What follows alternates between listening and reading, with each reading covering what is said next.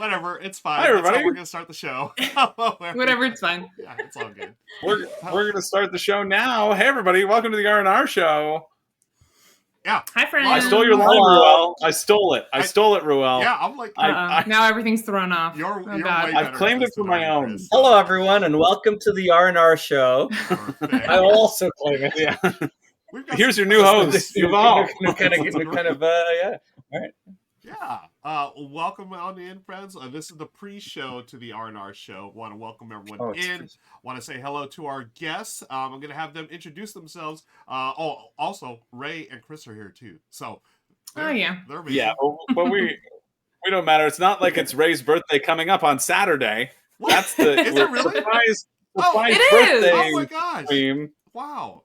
I guess I should read chat. Thanks. Yeah, there's happy birthday wishes to Ray. Well, happy early birthday, Thanks, Ray. guys. This is Yeah. awesome. But why don't we let our guests introduce themselves? We're going to hand it over to the person wearing the Blue Jays hat as I wear my Dodgers shirt right next to her. Helena, you want to talk about introduce yourself, please? I would love to. I'm Helena Capel. I run Burnt Island Games and Kids Table Board Gaming, and we make games. Burnt Island Games are strategy games for adults, and Kids Table Board Gaming are family games. And we've been doing this for quite some time, and right now we are running a Kickstarter for How to Save a World, which is Yuval's game. Yuval? Hi, everyone. I'm Yuval Grinspan. I am a new designer to the scene. As Helena just mentioned, my first game is now out on Kickstarter, How to Save a World. I've been designing more as a hobby for the last 5, 6, 7 years. I don't know. Even before Chris was on existing in the ether, he was playtesting my games. So yeah, it's been a fun experience. Not knowing you, but working. No, that's assumed. I don't think anybody could ever say that's a fun experience. It's an experience, like it bills itself as an experience, but fun is not the one that we use to like define it. But it's been a fun experience seeing my hobby work turn into something that I'm incredibly proud to work with, and to honestly, the experience working with Helena and the team has been stupendous too. So I'm sure we'll talk about that. But yeah, fun times. Yeah. How to Save a World. I'm jumping in because Yuval, I want to be clear. Yuval is my neighbor and not my friend.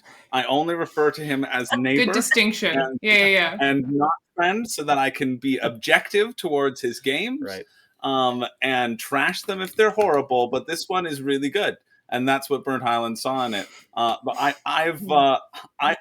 playtested this like a bunch before it even got picked up. So basically, I'm half the design team. Yeah. Is probably kind of what I'm saying. My one little bit of feedback, which was it's great, no notes, was integral to the design process. But if you haven't checked out How to Save a World, you should do so, because I am personally offended to everybody who has not backed it. It is really, really good. And I am not biased whatsoever, because Yuval is, again, not my friend. And I want to make that very clear. Nice. Somehow he also managed to trap me in his little nook, which I guess you do this with a lot of neighbors. So cute. You do that to a lot of your neighbors? It's true, yeah. Yeah, I say, come on over. Come sit in my little nook. I got a little nook for you right here. Come on in. The nook's warm. While you are getting snugly in the nook, I'm going to change my mic, because apparently I'm super quiet, so I'm going to swap this out. So, Ray and Chris, if you don't mind, I'm going to turn it over to you while I do the technical stuff. Yeah.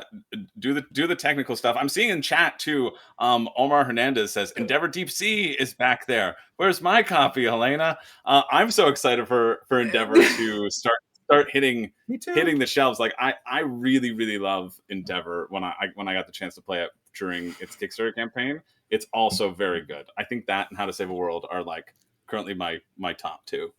Well, thank you. Well, I sent out an update today, actually. We just finally got our bagasse inserts sent to us because we would not send the games out without actually seeing them. And it took a very long time to have them made, but they were made. And we're really excited about it because it's the first of its type, I think. Inserts that aren't plastic and aren't cardboard, and they're molded. So we're really excited about that. And I sent out that update this morning.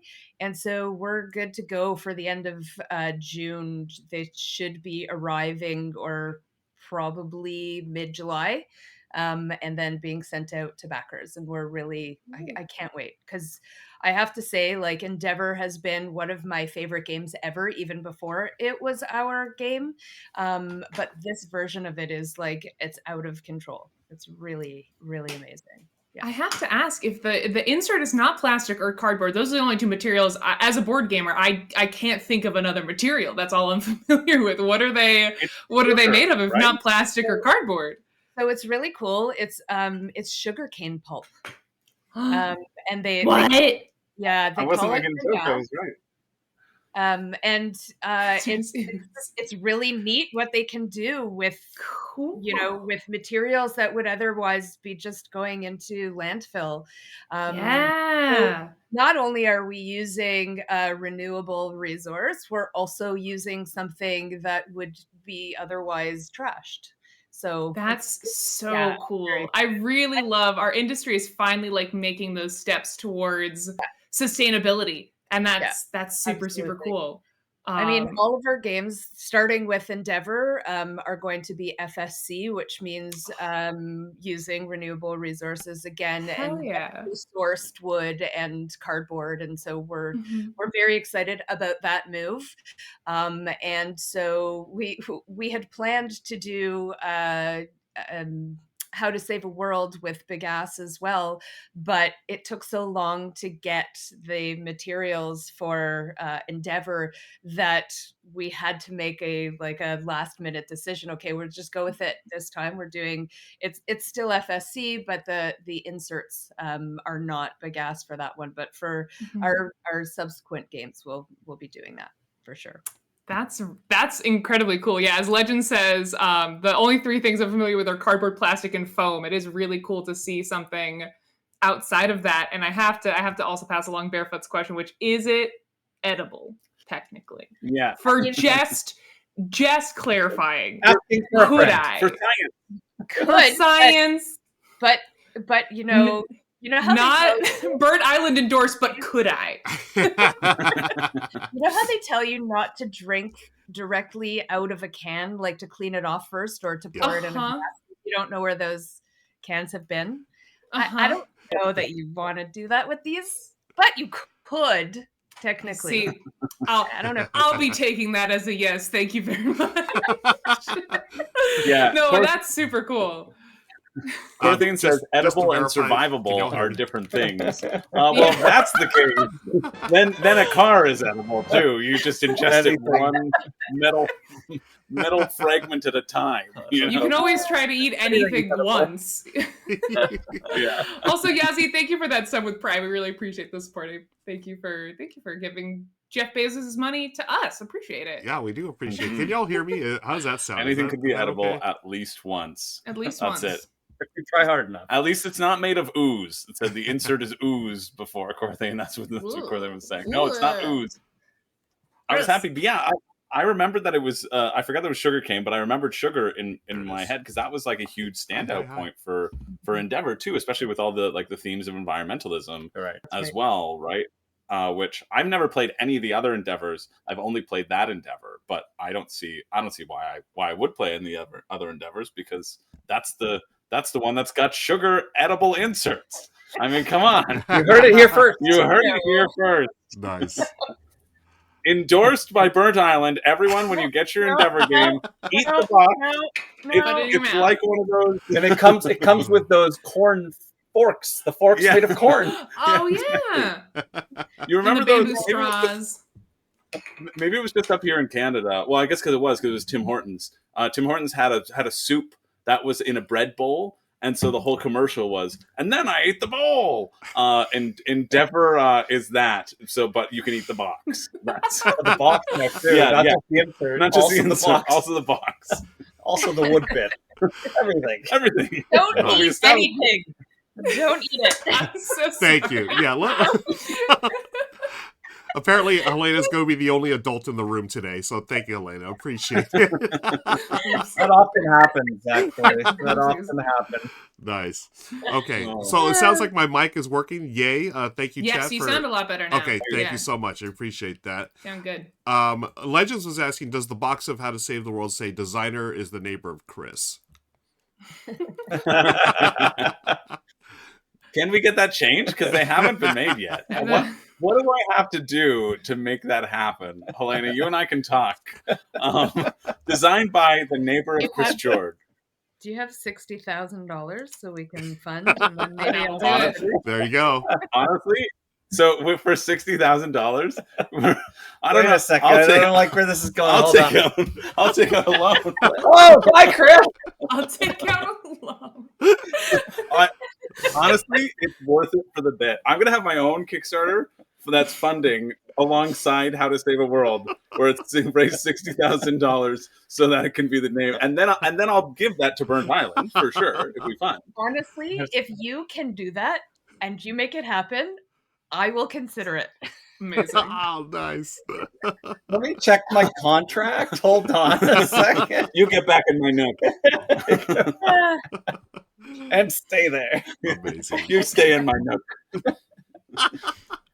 I love the nook. I love how comfy and cozy y'all look. Folks, we've got a great show coming up. We are in the silliness of the pre-show, but what we're going to be doing today is talking about our top 12 deck building games with boards. So if you saw the show 2 weeks ago, we did our top 12 deck builders. Now we're going to expand a little bit. Now we're going to focus on deck building games that actually have a board. These actually are the ones that I prefer. As much as I enjoy deck building, I do love having that board, having deck building, the mechanism be part of like a larger board game. But we've got some great games, and I'm ready. I snuck a little sneak peek at the list, and a bunch of these were on my personal list. So I'm glad that we're going to be talking about a bunch of stuff. And if you stick around for the post show, you will hear about the ones that didn't make the list, including some controversial ones that we thought should have been on the list, but apparently they weren't. So That's true. stick around Oh, for yeah, that we before the can't post show. Yeah, spoilers. I'm angry Yeah. about it. Yeah, Ray is a Ray- little Ray bit almost salty, quit. folks. I'm gonna quit being silenced. Yes. So stick around for that. Ridiculous. We still got a few more minutes here in the the pregame. I'm looking at Helena's hat. I'm thinking pregame. Then we got the game, and you'll appreciate this, Helena. As my snack, I snack on stuff. I have a bag of sunflower seeds, and this is Oh. when I'm at the ball game. This is what I'm snacking on, and when I don't snack during the show. But when What I are snack, those? these are sunflower seeds. Little sunflower seeds. Oh my god, okay. I've got a really tiny little screen. It looked like a bag of nails. I'm not even joking. I thought that was like a bit. I was like, No, But are they? Are they? and, Are they they look like sustainable nails. Are they made from sugar pulp? I was like, man, every time I talk to you, Ruel, I learned something new, some new cultish thing about baseball. Apparently everyone's been eating nails this whole time. Oh No my one god. told me. That's why everyone looked at me funny. Yes, these are the delicious you ranch do. flavored nails that I enjoy every game. Right? I'm so taken aback. I'm I sorry. love it. I love it. Yeah, yeah. As Billy said, yeah, Ruel's got to get his iron. There it is from a bag of nails. Yes. There you go. There you go. AG Fox asks, "Do I eat the shell?" No, I crack Yeah. open the shell with my teeth and eat the. Are you supposed to eat the seeds? Don't tell me I've been doing this wrong my entire life. Some people eat do. the shell. Yeah. Some people eat it. There's a lot of fiber in those shells. Really? Yeah. Okay. This is You like make a whole board game out of it. wow. This is new to me. I thought the shells was just a thing you. Wow, I'm sort of blown away right now. This is news to me. I did not know that you ate the shells. I've never eaten them, but if I need fiber, I know. where to go. I don't personally eat them, but I know that people do. Okay. Woo, yeah, I wasn't sure about that. Legend says they know people who just eat it with the shells but can't handle the crunch. I'm all about the crunch, but I spit out the shells, because I want the sunflower seed in the middle. Right. Yeah.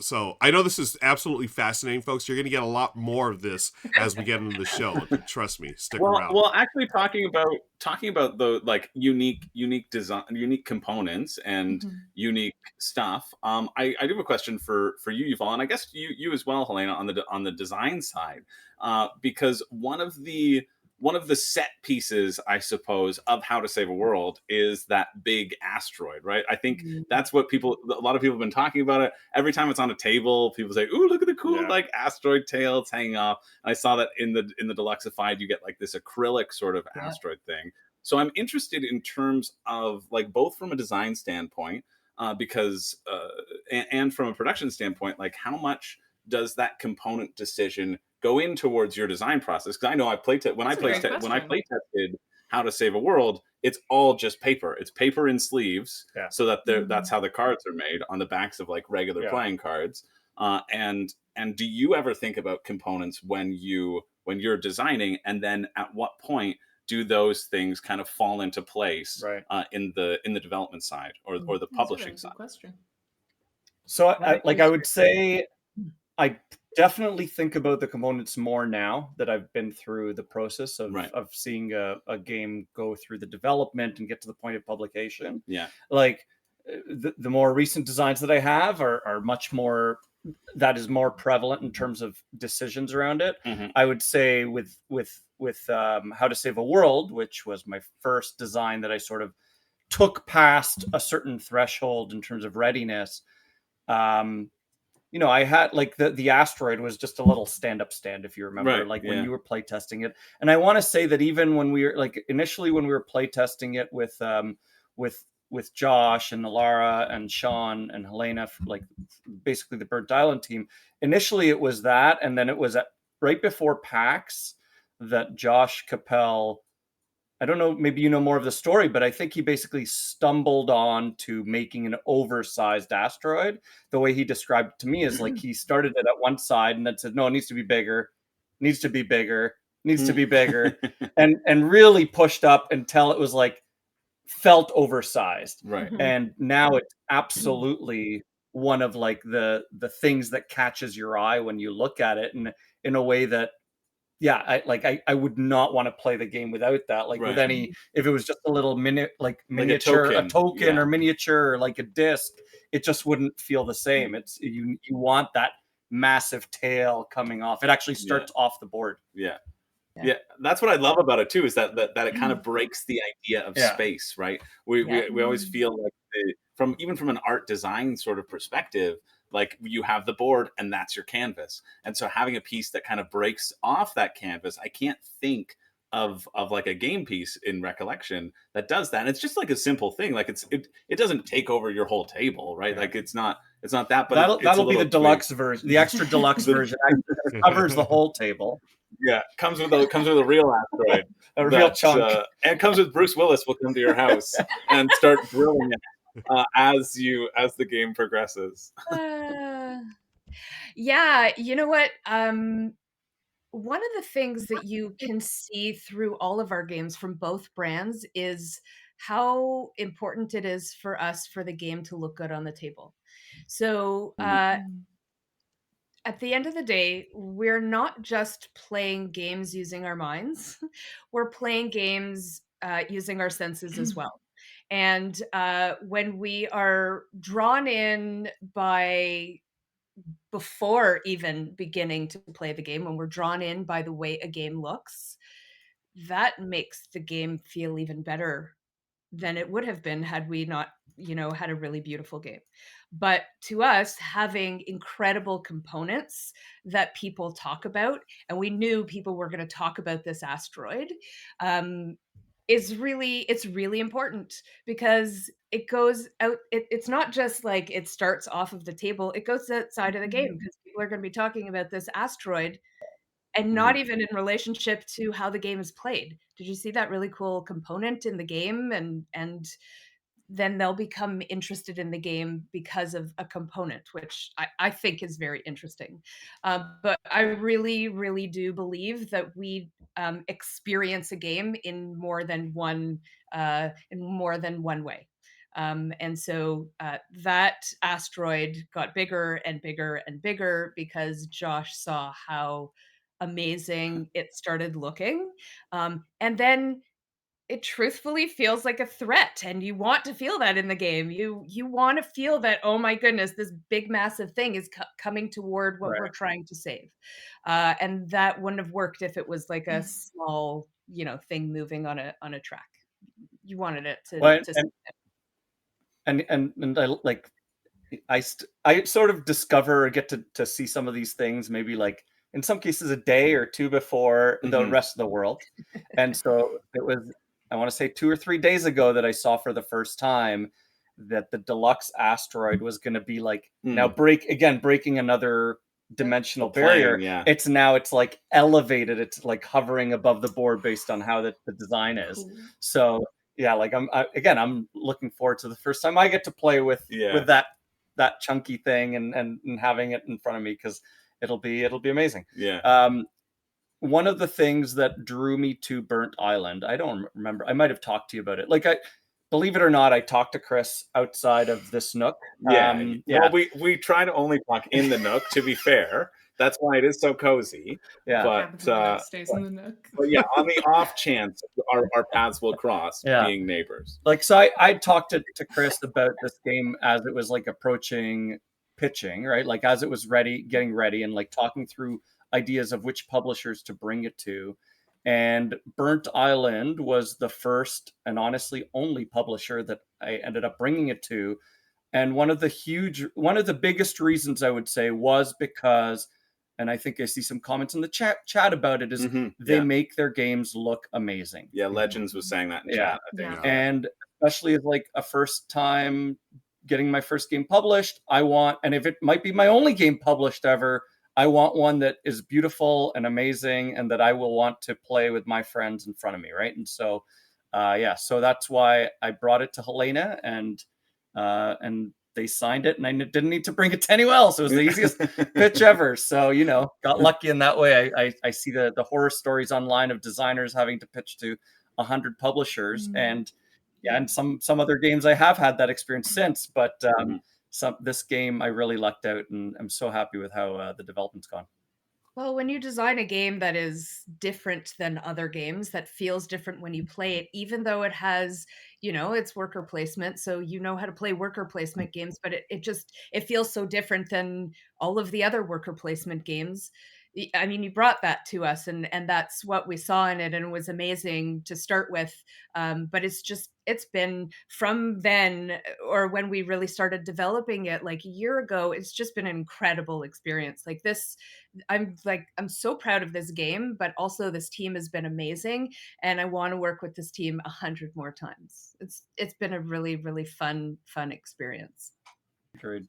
Yeah, I mean, I agree. Like, I think we had this conversation when you were saying it. Like, at that point, I don't know if I'd even played many Burnt Island games, and I have now. But I always was struck by the look of them too, right? Like, there's something that stays with you when the components pop out on the screen. You have that one thing, that one sort of set piece, as I like to describe it. It's like the op gnome hollow and the magnets that are coming out. Like when Ray said that the op locked in, that it was officially going to be magnets in Gnome Hollow, well, I jumped up and down. I was so excited because that's like the set piece, and that's you want that awesome set piece too, and those little features that do help it bring to life, and in a crowded space, I think that helps it get to the table more too, which is important. That's what you want to do. Agreed. You want to have a game that you want to bring out. Yeah, it helps new people too, because I talk about this all the time on the channel. I spend a lot of time trying to get new people into board games, and I find one of the biggest hurdles with that is kind of the bumping tracks allegations or whatever, that it's just like shapeless little colored cubes, you're moving them around, and this is my civilization. A lot of non-board gamers have a really hard time engaging with like your classic dry Euro game, because you can't really understand what's going on in terms of the thematic. So I love when there's a game, especially a game that's on the more mid-weight size, but that has really striking theme and components, and having those two kind of marry each other in a way that can grab the attention of someone who might think that all board games are just bland and beige and boring. So whenever there's like a beautiful set piece that I can use to get people excited about, to portray and help people understand the theme, even if that's just like the, you know, the impending doom of the asteroid, like feeling that and seeing that really resonates a lot more with newer gamers. And I think it makes your catalog a really great entry point to the hobby for so many people. Absolutely. Yeah. Absolutely. Table presence, folks, it goes a long way, right? Table really presence. does. It really does. Yeah.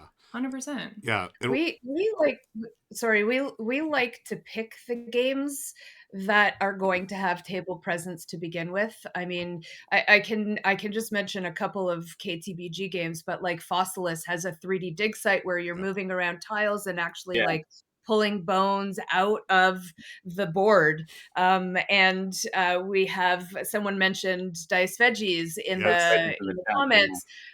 You know, the cleaver cuts away dice that are your vegetables in the game. Oh It my God. just, we choose these games because they have that, and because they're going to make a splash on the table. I remember when I saw Dice Veggies, I know, like, I'm not a child, but I saw it and I was like, oh my God, that's like the tactileness of that made me, it ignited almost like a childhood, like, joy in me of this idea of just like play. It felt like playing with toys, but in a board game context. There was just some, I don't know, there's something that just sparked joy for me when I saw that. I think it like maybe PAX or Gen Con or something. Yes, it's just so cute. It's so cute. So this good. is one of the coolest things ever. Like I'll share the story real quick. At PAX Unplugged this last year, Michelle and I went, and we got to meet Helena and Sean and the team there, and they gave us a copy of Dice Veggies, and I was like, we need to play this ASAP. So that same night, Michelle and I got back to our Airbnb, which is a whole different story. It was a nightmare Airbnb. I'll just say no water and no heat for a night or two.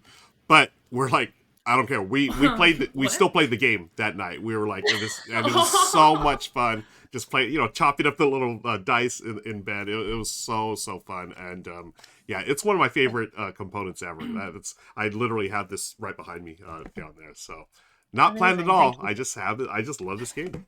We should do that as a list sometime, like top board game components. That should be someone mark that down as a list for the future. I think that'd be really fun. That. It's a topic I am very passionate about. Yeah, this is definitely making a list. I'll tell you that right now. Spoiler alert, folks. This is on the list. Oh.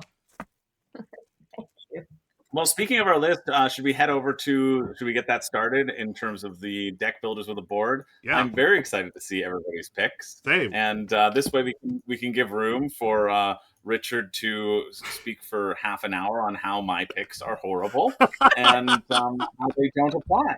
So I think it will work really well. We can get that going on. Chat, drop your favorite deck builders with a board in the chat. And make your guesses as to what the optimal list should be and how much I can screw it up. Yes. Must be. Let us know. And they have to be deck builders. That's the thing. We're no pool building, no bag building, no bag building. Whatever. Building, which we will reiterate when we'll talk about how we made our lists at the beginning of or how we made our picks. Right, we each have two in order to make sure it's a top 12. Yeah. Okay. Thanks, Bing. Yeah, I got faith in me too. You know what? I think for one for sure Richard won't like, but I feel good about that. And Imaginaric says must have a board. I will say kinda. I think that's a way to categorize. I mean, I know one of mine really doesn't. I think kind of the more wordy explanation of it is deck builders, where deck building isn't either the primary mechanic or isn't like the only primary mechanic. Last time we talked about games that could have been a deck of cards. Pretty much all of them. The game is the deck building. These are ones that there is something else is happening besides pure deck building. Exactly. But deck builders with a board is more pithy. So that's what we've gone with for the title. That's it. Perfect. Yeah. Let me set up this thing real quick. I'm going to take off this. Oh, you know what we should do before we get going? Let's get everyone to fight in chat. You're going to enter the Battle Royale, and one of you is going to win some extra points for the channel here. The Battle Royale, for those of us in a nook who may not know, is everyone. If you sign up for Prime, all these people falling. You get your own little avatar on the Rahdo Runs Through channel. And then, of course, to celebrate that avatar, we make you fight to the death. And where only one person can win and survive. And you can pick up med packs along the way.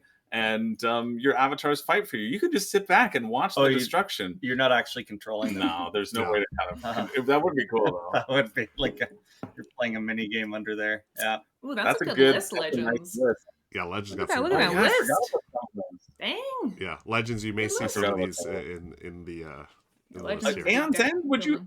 I would say. See, I put Aeon's End on my deck building list, and same with Astronites. I wouldn't necessarily say that Aeon's End has a board because it doesn't have like they are, while they come out and while there are different like things in which you can interact with, they could be anywhere, right? Like their positioning doesn't specifically matter. So for me, that's why Aeon's End was on my like deck building list. It was my number one pick in that category. But I think of it more as like a pure deck builder. Yeah.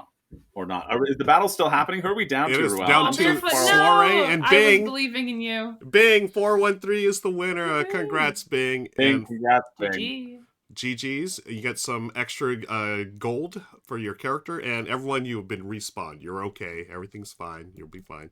What I'm going to do right now... That's my least favorite part. Yeah, I'm going to make all y'all disappear like that. Boom. You're gone. You'll be back during the post show, folks, because we're going to record our top 12 deck builders with boards right now. Is everyone ready here? Are we all feeling good? Chris, you're going to kick off the list. I'll do a little intro. Great. Let me press some buttons. I was just going to ask if Richard had the intro or you. Okay. Yeah. But kick us off for a while. Okay, here we go. Let me... Oh, where's that button? Is that it? That's not it. Apparently I don't have the button today. Okay.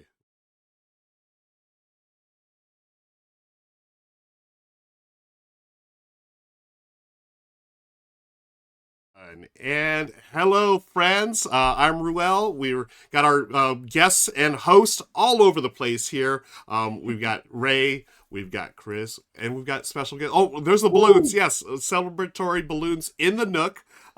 We've got Helena from Burnt Island and Kids Table Board Gaming. And also, Chris, you want to introduce your Nook buddy? We have Yuval Grinspan, designer of How to Save a World.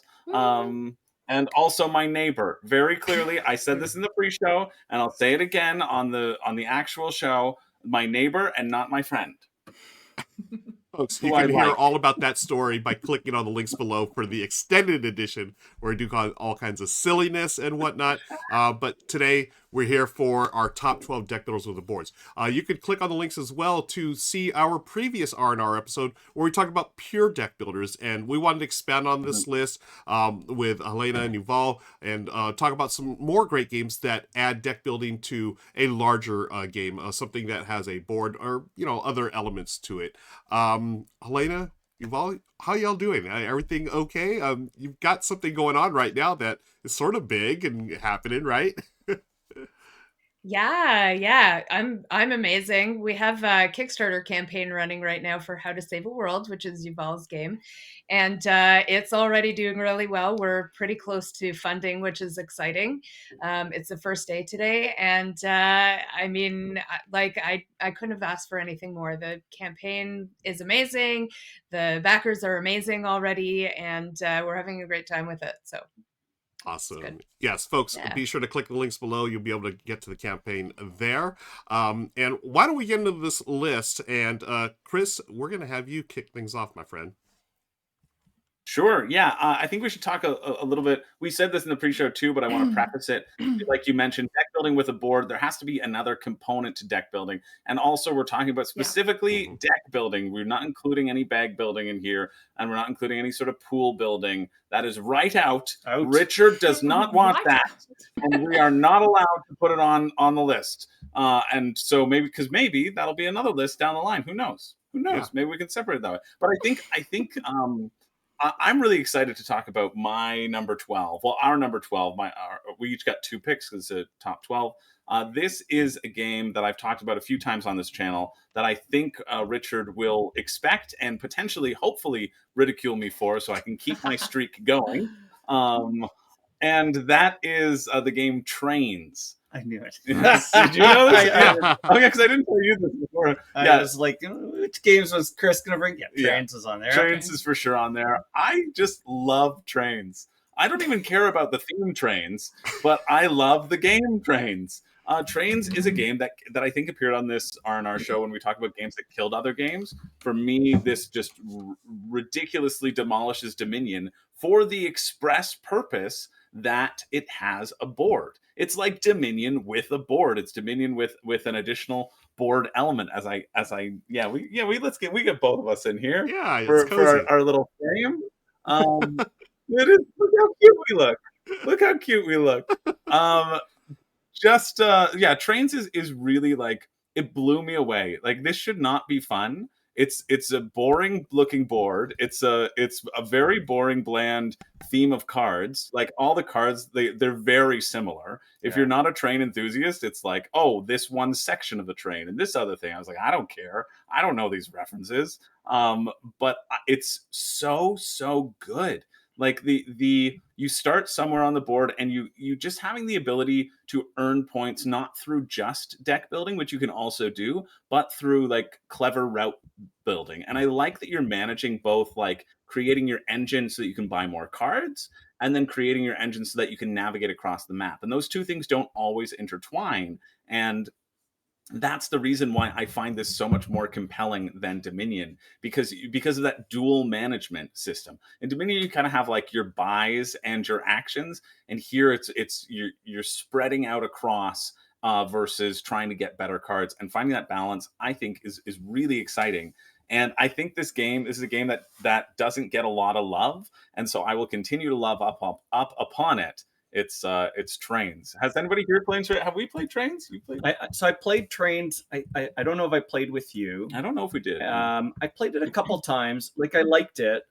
I thought it had potential, but it sort of it fell a bit short. And I'm wondering, but part of it was like, as you described, like the variety a little bit. Like, a lot of cards seem the same. And I've never played. Like, it has expansions. I have to believe it has expansions.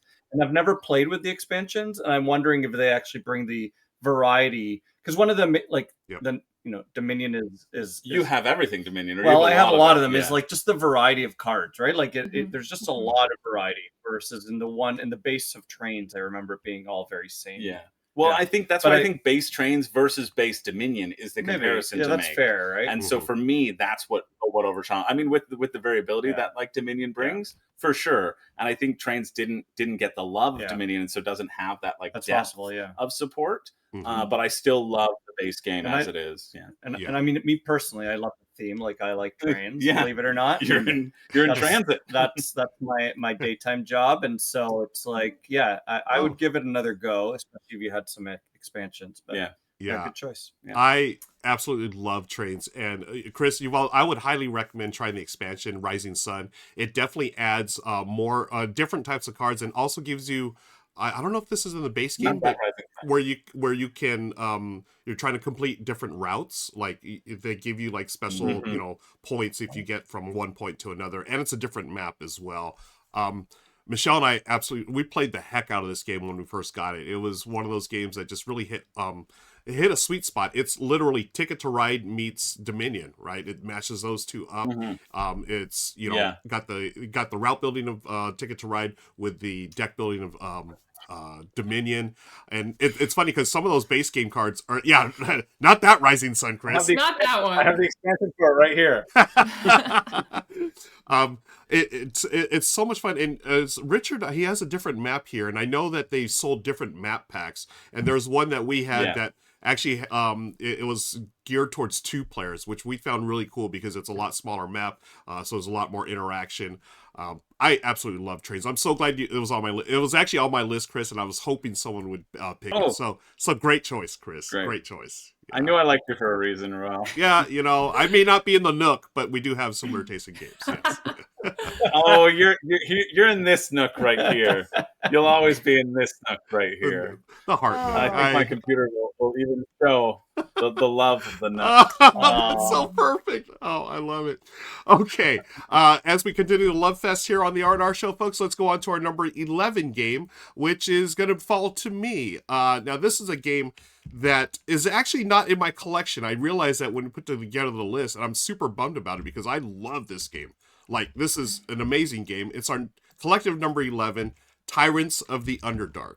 Now, for those who haven't played, this is a game set in the Dungeons and Dragons world, and the way, you know what, we just talked about trains being a mashup of Ticket to Ride and Dominion. Tyrants of the Underdark is a mashup of Blood Rage and Dominion. So if you want area control and you want deck building, you are going to play Tyrants of the Underdark. It is brilliant. So like other deck builders, like Dominion, you start with your starting deck of 10 cards. There are different factions. You're going to choose one and then shuffle them up. And then as you go, you're going to use these. They two different currencies. Well, one is influence, which is basically your currency to buy cards in your deck. And the other is power, which is combat. You're going to, punch each other in the face and whatnot. Sending out your troops. Let me fast forward. Okay, there's the board there. You send out your troops, and you try to get the most troops in there to gain control. Now, there's only a limited amount of spots, so whoever has the most presence there will take control of that, and that's how you score points. However, the really cool thing in this game, you have spies. So you can send your spies out to any part of the board, and even if it's like part of the board is already filled up, you send your spies there, and you can totally take over. And it has another really cool thing that I love. My gosh, I absolutely adore this game. We talked about Valley of the Kings last or 2 weeks ago on the R&R Show, how there's that really cool entombing or mechanism where you want to shed your cards or trash them and take them out of your deck because that'll score you points, but you also lose that ability. So it's like that timing factor.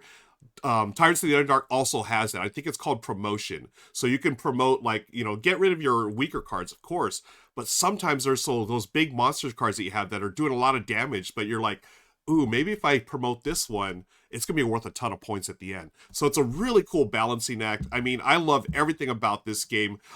It's Blood Rage using deck building, folks. It doesn't get much better than this, and that's why it's our collective number 11, Tyrants of the Underdark. I haven't played this, Okay. but it's been on my list for ages to play. I'm surprised, yeah. Like, I think this would be so good for me. I think I would absolutely love it. I've heard such great things. Yeah. Has anybody here played it other than Ruel? I'm sorry. I haven't, and I'm kind of surprised because Okay. I'm a big D&D person, and I feel like I've played most D&D themed board games. So. Yeah, the bummer I'll try about this, it was out of print for a long time, and I believe Gale Force 9 picked it up, and they recently reprinted it. But it was like a small print run. It's not totally readily available, and that's why I don't have a copy. I always play my buddy. I think it's my buddy Jeff that has a copy, and he has the expansion too. So I play that, but I'm looking at it like I need this in my collection, mainly because our friend Mike at the One Stop Co-op Shop with the video we're watching. He's playing a fan-based solo mode, and y'all know how much I love solo games. So, see, now I can play this. I have no excuse not to have this game in my collection anymore. Yeah. So, yeah, I need Tyrants of the Underdark in my collection. It's so good. Again, if you haven't played it, folks, definitely highly recommend it. It's fantastic. Okay. Nice. Let's move on to our number 10. Ray, we're going to turn it over to you. All right. So our number 10 on our list is The Lost Ruins of Arnak. Yeah. Which is a game I'm a little too familiar with because I worked for CG for a while, right as like those two expansions were coming out. So I debated putting it on this list because I think I am arguably a little sick of it because I played it so much, but it has to have a space on this list. It is I think at this point it's going to become a classic deck builder with a board. So if you're unfamiliar, Lost Ruins of Arnak sets you and fellow players on the fictional island of Arnak that you are trying to explore and uncover its various secrets. So you're going to be going up this really gorgeous board. Talk about table presence. This is a really stunning board. You're going to be trying to go deeper into Arnak, up that board on little worker placement spots that you're going to be opening up, which we're going to represent your different locations that you can visit. And you're going to be collecting various items and artifacts that you can add to your deck which you can use to fulfill different requirements at different worker placement spots. It's basically worker placement, deck building, and then resource management. It's a lot of exchanging certain resources for other kinds so that you can fulfill specific requirements. I think the deck building aspect becomes much more interesting with the expansions that were released for this game that bring in variable player powers and also introduce unique decks for different characters. But yeah, no, I love this game. This is a super solid deck builder with a board. Yeah, Lost Ruins of Arnak. I want to say more about it, but that's like really what it is. It really at its core is worker placement and deck building done very, very well, very cleanly. And this is another one that was on my list, Ray. So I'm glad that you brought it to the collective list, because I love worker placement, and I enjoy deck building when it's added to something else. And it just melded the two perfectly, in my opinion. I absolutely love totally. it. It's so good. Yeah, absolutely. It was and also work placement's one of my favorite mechanics, so it works really well. Sorry, go ahead. Yeah, it's okay. It was on my list too, and I think one of the reasons, like, it has some very clean and distinct strategic paths, right, or paths that you can go down in terms of where you want to lean into, and so there's like the research. You can lean into buying more cards. You can lean into defeating the guardians. And it just makes for a really, like, I haven't tried the expansions which you described. Sounds like those would be fun. But even just the base game, I like a lot. Yeah, I would really recommend, if you like base Arnak, I really would recommend the expansions for it, because while yes, there are different paths to victory, that research track, which is that like tan thing you see on the right, that's like your goal in the theme of Arnak is to learn about the island. So that research track is where you're going to get a lot of big point bumps. That's really what you should be focusing on. With the expansions, each character sort of focuses on a different aspect of the game. So you have a character who's all about overcoming guardians, and her deck is geared around making that a more viable path to victory. You have characters who are more geared around the deck building aspect of it, where they get benefits from having certain cards. So it allows more variety in play, and allows you, because there are those two really big mechanics, your worker placement and your deck building, right? The variable player powers with the expansions lets you lean into which one of those you like more, which is really cool. And you have a character in the most recent expansion that lets you manipulate your discard pile and do even cooler deck building stuff, which might be overwhelming for someone who doesn't like deck building, but is like the perfect character to play if you're someone who prefers that element of the game. Yeah, and there's one thing about Lost Ruins. Sorry, that when I first played it, I said, you start with 6 cards. This isn't, and you're going to get rid of 2 of them. This isn't a deck builder. Harumph. But like, yeah, I had a real harumph out there. But the more that I have played it, and I've started to play it a bunch, especially because it's on Board Game Arena. It's really great on BGA, Yeah, it's really nice. You can play a bunch of stuff in there, and it's in this year's lineup for the World Series of Board Gaming, which I was playing it a bunch in order to put out a strategy guide of it, essentially, because I wanted to have one of each of those on WSBG's YouTube channel, and so I was playing this a bunch, and I was like, oh, okay, now I see the deck building. It's one of those things where it's so hard to do anything until it's not. And then, like, once you figure out how to chain things, then the possibilities really open up. I find this one has like a bit of a learning curve for like a person going into it, playing against somebody who knows it. Like, you won't do that much in your turn because you'll think it's focused around the worker placement, and you'd think that the worker placement is like the key, when really it is that deck building and that resource management of like chaining things up on the side. No, that's a really good point. The learning curve for this kind of comes out of nowhere, because on a base level, it's relatively simple. Like, none of the mechanics are particularly obtuse, but let me tell you, you boot up a game on BGA of this and someone will just absolutely kick your butt because they understand how to stretch out their turns at the end of the game and how to build a really good functioning deck.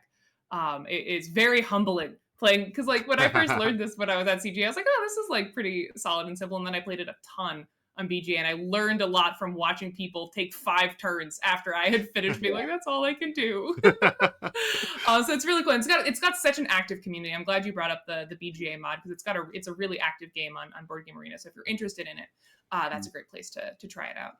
Yeah. Quick question, Ray. Like, I don't know if you keep track, but how many times have you played Lost Ruins? I'm assuming it's a ton, right?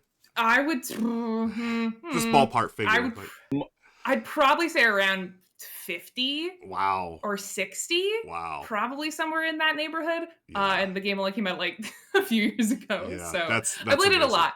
Yeah. So I'm a little bit Arnacked out, but I do very much respect that. Like, it is an incredibly solid worker placement / Yeah, deck so builder. good. And I'm glad that you brought that up, Chris, about the learning curve, because I was the same way, Yeah. Ray. You know, I played it. Oh, yeah, deck building and worker placement. This is gonna be easy. And then you're like, oh, my turn's over. What happened here? Oh, I need to do this, this, and this, and now I can extend myself. And I found that really fascinating. I loved it about the game because it made me. After that first game, I got annihilated. I was like, I need to play this again. And sure enough, I played a few more times. Like, Isn't that okay, such a good feeling though? It really Like, is. Getting absolutely destroyed and being like, oh, I want to know how they did that. Yeah. How did they fool me? Exactly. Oh, so fun. Great choice. Let's move on to our number 9. One of our guests, Yuval, you've got our number 9 today. All right, so my number 9. I didn't go into the history books for this, but it might be the first combination worker placement deck builder, mostly because it combines pretty much every theme known to humans at the time, and it's Copycat. Copycat by Friedman Fries came out, I want to say, about 10, 12 years ago. And it was really created as an homage to a whole bunch of other games. So it had the deck building from Dominion. It had the worker placement from Agricola. It had the card purchasing from Through the Ages. It had something from Puerto Rico. It even had like a scoring error on the border track as an homage to like the original Ticket to Ride.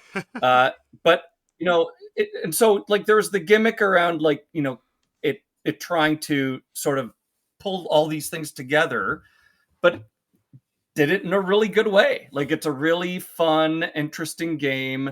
You're basically collecting resources and using those resources to purchase cards and victory points, right? Like, it's a very straightforward, like it's pretty easy to jump into, I would say. Probably easier than some of the other games we're talking, in spite of it having so many mechanisms, but just because at its core, it's still a very simple thing.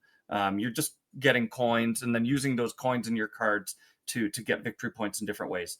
But yeah, the game itself is solid. Like, you're playing over 13 rounds or 14 rounds, whatever Agricola is, and then each round you're drawing from your deck and hopefully trashing cards. It has, you see there, the red cards, those are toilet paper, which are in essence your they're not quite negative points like in Dominion, but they're garbage in your deck. And whenever you try to purchase cards to the right of them, you're picking them up and they clutter your deck. So you have to try to find ways to get rid of them to get that deck efficiency. But yeah, no, you know, that's my number 9. Mm-hmm. Wow. Great pick. Yeah, I played Copycat for the first time this year. Yeah. Okay. At the Niagara Board Game insisted on you playing it. Yeah. I didn't expect it to be like, I was like, what is this weird game? It's got a weird cover. And then I didn't realize it was Friedman Fries as well, who did Power Grid, and that really hooked me in. And then playing it just blew me away. It was like my second favorite thing that I played at that con. It was only Great Western Trail, New Zealand, that oh wow, that surpassed it for me. But it was like, it's really, really good. Like, it's so slick in terms of how this all works, and it's so surprising for it being an older game, right? Yeah. It is older. I'm gonna look up what year it came out now, actually, while we're chatting. But yeah, I think it's really fun, and it blew me away by how clever it is. Also, with having all those like little homages in it. Yeah, for sure. I've never heard of this game, and it's funny that it's a Friedman Fries game. I just assume all his games started with the letter F. Yeah, me too. It's like, this might be one of the few exceptions. Yeah. So 2012 is when it came out. 2012. Oh my gosh! So this is in board game terms, that's ancient, right? So this looks fascinating. I thank you for bringing this into the list, because I really want to play this. It looks really cool. Again, that whole blend of all the different mechanisms with deck building. There's so many different ways to do it, and I think this one looks really cool.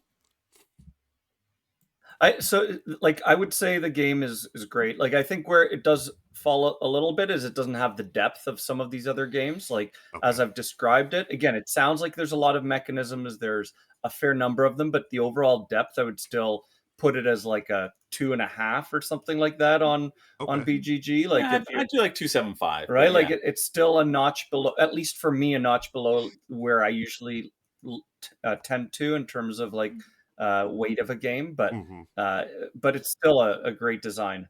And it's interesting because I was looking at ideas as researching for this show today, and when I saw it, I was like, of course that has to be on the list. But also what was interesting to me is like, I feel like there's a lot of emphasis given on Lost Ruins of Arnak and Dune Imperium as two games that brought worker placement and deck building together, and they were like 4 years ago. Yeah. And this was in 2012, and it did it. It's cool. And it's like no one is connecting the dots to, oh, wait a second, it actually is, that might be the first one. Is this game still in print? Do you guys, anyone have any ideas? Is it still in print? I don't know, but I can tell you that my wife would object vehemently if I tried to trade it away or give it away. So I'm holding on to it. I'm holding on to it. It is definitely one of the favorites in the house. Very nice. Oh, that's good. You should Sign bring that over the next time you come. Trains was also 2012. Yeah. Oh, okay. Bring that over the next time you come. I'd like to play it. I didn't even know it existed. Nice. Yeah. Okay. Let's move on to our number 8. Number 9 was Copycat. Really cool.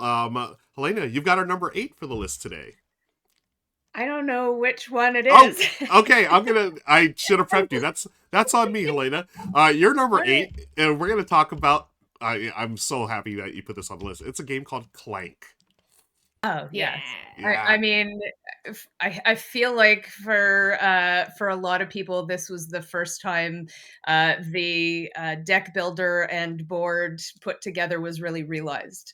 Obviously, it was designed, or those kind of games were designed many, many years ago, but this caught my attention. So I need to say this. The first time I played this game, I played it completely wrong. And I was not impressed. I actually was like, I was very impressed with the fact that, I love Dominion. We played the crap out of Dominion for years, but I was very impressed with the fact that you could use a deck builder to do all of these other things. And that was very exciting. And of course, a dungeon crawler is very exciting as well. And so we played it, and it took us like 45 minutes to play. And the dragon just was so overpowering that I was like, how could anyone ever win this game? It's not possible. And so we played it wrong. And I was like, I don't think I ever need to play this game again. And somebody convinced me to play it one more time. And I did. And I realized that I liked it. And it was a very long time ago. But it was really neat to me that you could be using your cards to move your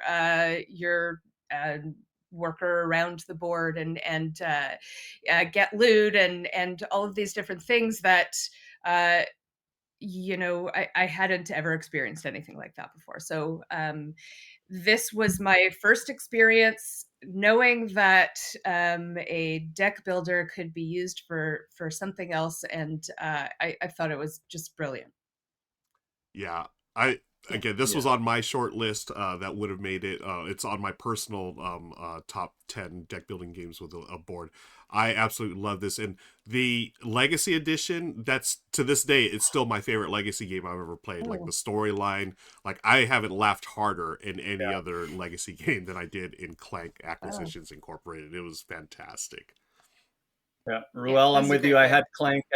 I had Acquisitions Incorporated on my list. It's both one of the top deck builders with a board, but also I had it as it's definitely my top Legacy game, or that or Risk Legacy. But honestly, I think Acquisitions Incorporated is has a notch up because of that humor factor. Agreed. Yeah, so good. Yeah, I really want to play Acquisitions Incorporated. So like good. I've only played base Clank. Okay, but it's so good.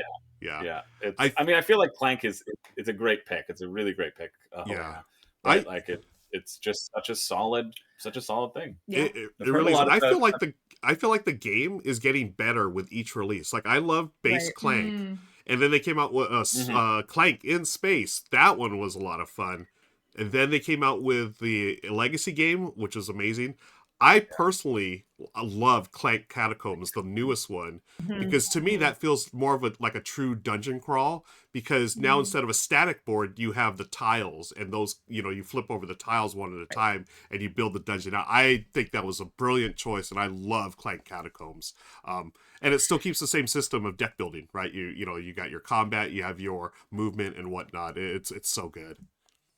I mean, you have to know a game is really solid, and the deck building of this game when they keep making newer versions of the game Oh over yeah, and over and over again. They all Yep. do very well. Yeah, So. so good. The what was it? The push your luck factor in this game too. I really enjoy that, right? Because sort of like Lost Ruins of Arnak, which I didn't really get at first. I was sort of the same way with Clank. I'm like, oh yeah, I'm gonna go to the deepest part of the dungeon every time so I can get the biggest treasure. And sure enough, I'd be the guy that's like stuck under there, like, oh, bye everybody, I'm dead or I'm knocked out. Thanks. Oh, Yep. yeah. Yeah, no, this is such a solid pick. I think it sounds like pretty much everyone had this on their list, and I know during the pre-show everyone was yelling that in chat as well. I feel like this is the first game that I thought of as well for this category. It's so iconic and so classic at this point. It really is. Yeah. Okay. Let's move on to number 7. This is gonna be Richard through the power of video. Richard, what do you think of our choices? And first, and most importantly, what's on your number 7 for the list? Oh boy. All right. Great list so far. Helena and Yuval, welcome to the party. I'm sure you've already been welcomed. I can't wait to see the pre-show. Can't wait to see what everybody says in the post-show. But yeah, this list is starting off great. Chris, Trains is an excellent choice, and I just fundamentally don't understand. Aren't we supposed to have some kind of will they, won't they? You make silly choices, I make fun of them, but everybody knows there's something... all I can say is Trains is an excellent decision. The epitome of what this board games, crossed with deck builders is all about. Dominion plus route building, super smart stuff. And well, Underdark, I have to admit, that's one of the few games on the list today that I really don't know anything about. I remember it being a big deal back when it first came out, but I was never interested in it because at the end of the day, it is an area control battle for dominance. But that seems like a very good thing to meld with deck building. Ray, you stole one of mine. Arnak was going to be on my short list, especially because of the new Lost Expedition expansion that turns it into a 2-player co-op game. It is absolutely phenomenal. The Leaders expansion is a must-have. I gotta say, Arnak without those expansions, I don't think would have made my short list, but those expansions really elevate the game so much. Yuval, Copycat, I have not heard or thought about that game in years. My wife loved it so much. And, it kind of harkens back to a simpler era when there just weren't very many games coming out. And it was a really big deal that a designer would mesh concepts from other games. What was it? Worker placement from Agricola, the deck building from Dominion, and then I think the card drafting from Through the Ages. And if I recall correctly, Friedman Fries literally reached out to Rosenberg and Chivatel and Vaccarino to get their permission to, of course, these days we have so many games and there's so many wonderful examples of fusions of ideas, because, we're living in a golden age of board games, and, Copycat is from a bygone era. And, really, my only complaint about it, as I recall, is it was a relatively small game in a gigantic box, and I just couldn't keep it on my shelf because of that reason. And then Helena, Clank. I am sure you're not alone with this. Personally, I'm sure I'm not alone with this as well. It's all about the Acquisitions Incorporated Legacy version. I got rid of my original versions of Clank and kept my own personal customized board to play on. Such an amazing breakthrough. Although, man, I think I love Clank in Space even more. But anyway, those are all excellent choices. Now let me move on to my, I think, excellent choice for number 7 on our combined list. It is Dead Reckoning with, I should add, the Letters of the Mark expansion. Now, Dead Reckoning is a 4X style, piracy on the high seas simulation where we are, exploring the the Caribbean and, claiming islands and engaging in all kinds of piratey stuff, including direct player on player action, if that's your thing, which is why Dead Reckoning was never really that interesting to me until the Letters of the Mark expansion came out and turned it into a cooperative pirate adventure, which is absolutely phenomenal. There is so much going on with it. It is so great. But that's not why it's on this list. It's on this list because it's also an amazing fusion of deck building and 4X, traveling around a map thing. And what makes it even more special is it's deck building with designer John D. Clare's excellent card crafting system, where each one of the cards in my deck is one of the members of my crew. And they start out with some very simple powers, but over the course of the game, as we explore and move our ships out to different islands, we can grab additional cards, upgrade our existing cards with them, and try to basically train our pirates to be better. And then go about our business, dueling on the high seas and all of that. I love card crafting. I love deck building. I love cooperation. And, pirates are fun too. Once you get the Letters of the Mark, my only complaint about this is it's a long game. It is a get comfortable for the whole afternoon. But if you've got this, cooperative deck builders are a rarity in the first place. It seems like everybody always thinks of deck building as a competitive thing for the most part. And I love co-op deck building, and I love number 7 on our list, Dead Reckoning with the Letters of the Mark expansion. Okay, back to you guys.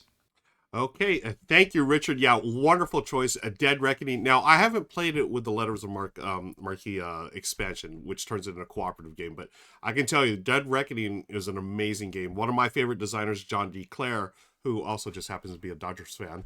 Shout out to John.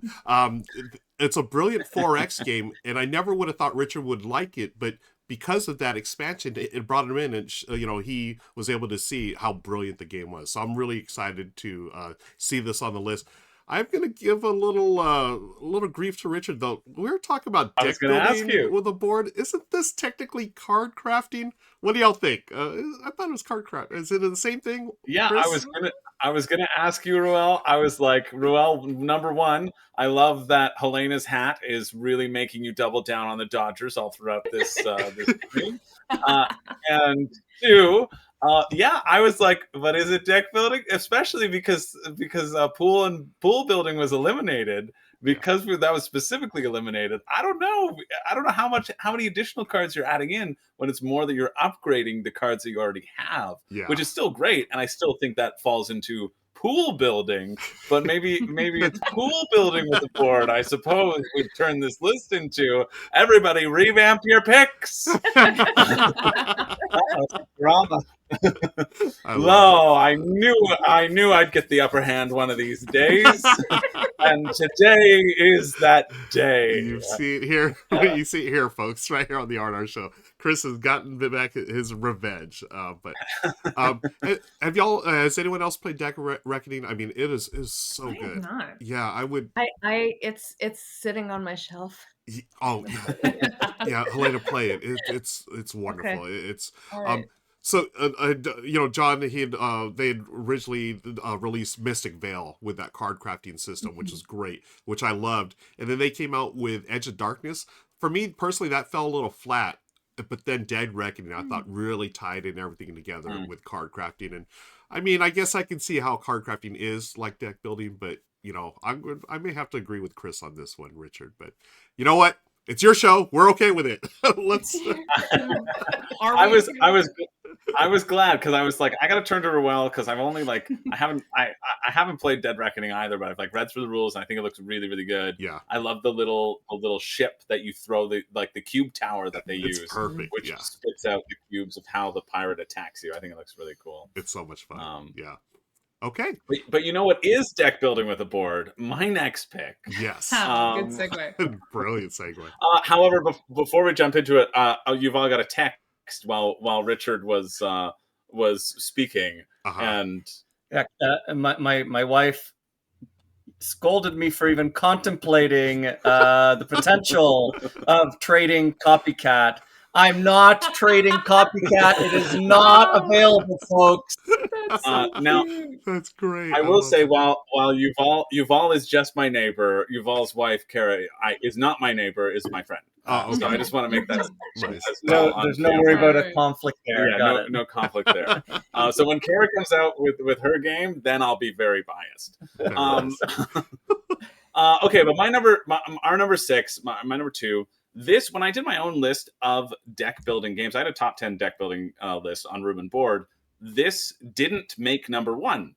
Trains made the number 1 spot because of how much the deck building influences my opinion of it. So that was like my criteria for that. But in this instant, this is a game that is my number 2 game of all time. I love this game so much, and this is what made me realize that I love deck building with a board. It's that dual aspect of it. It's Attack on Titan, the deck builder, which I know you knew Yeah, of that course. was coming. We've played it, and you didn't have as great of a time in that play, I think. But you, Yeah, I'd give it another go. yeah, I'll describe it for everybody at home. Attack on Titan, the deck builder is, well, it's just the best game, the second best game we've ever played. There you go. That's all I need to say.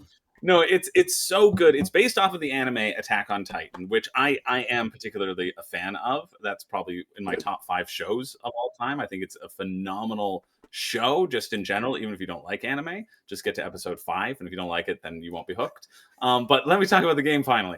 The reason why I like this game is because you are fending off these different titans, and you have the standard market that you have in a lot of deck builders, but that market is spread out across the walls. And so in order to attack the titans, kind of like tower defense style, and to defeat the titans, you actually have to get to that spot.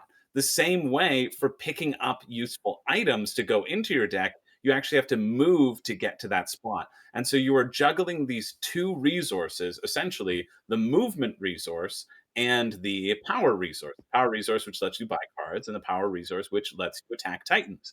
And so juggling those 3 things, one, not spending power to improve your deck because you have to protect the walls and defeat the titans, makes, I think, for a really exciting juggle. And then also juggling how much movement do you have in your deck, how much movement do you keep in your deck, and how can you access these cards and these choke points in the wall, I think is also really cool. So there are essentially 10 spaces on the board, the outside of the wall and the inside of the wall.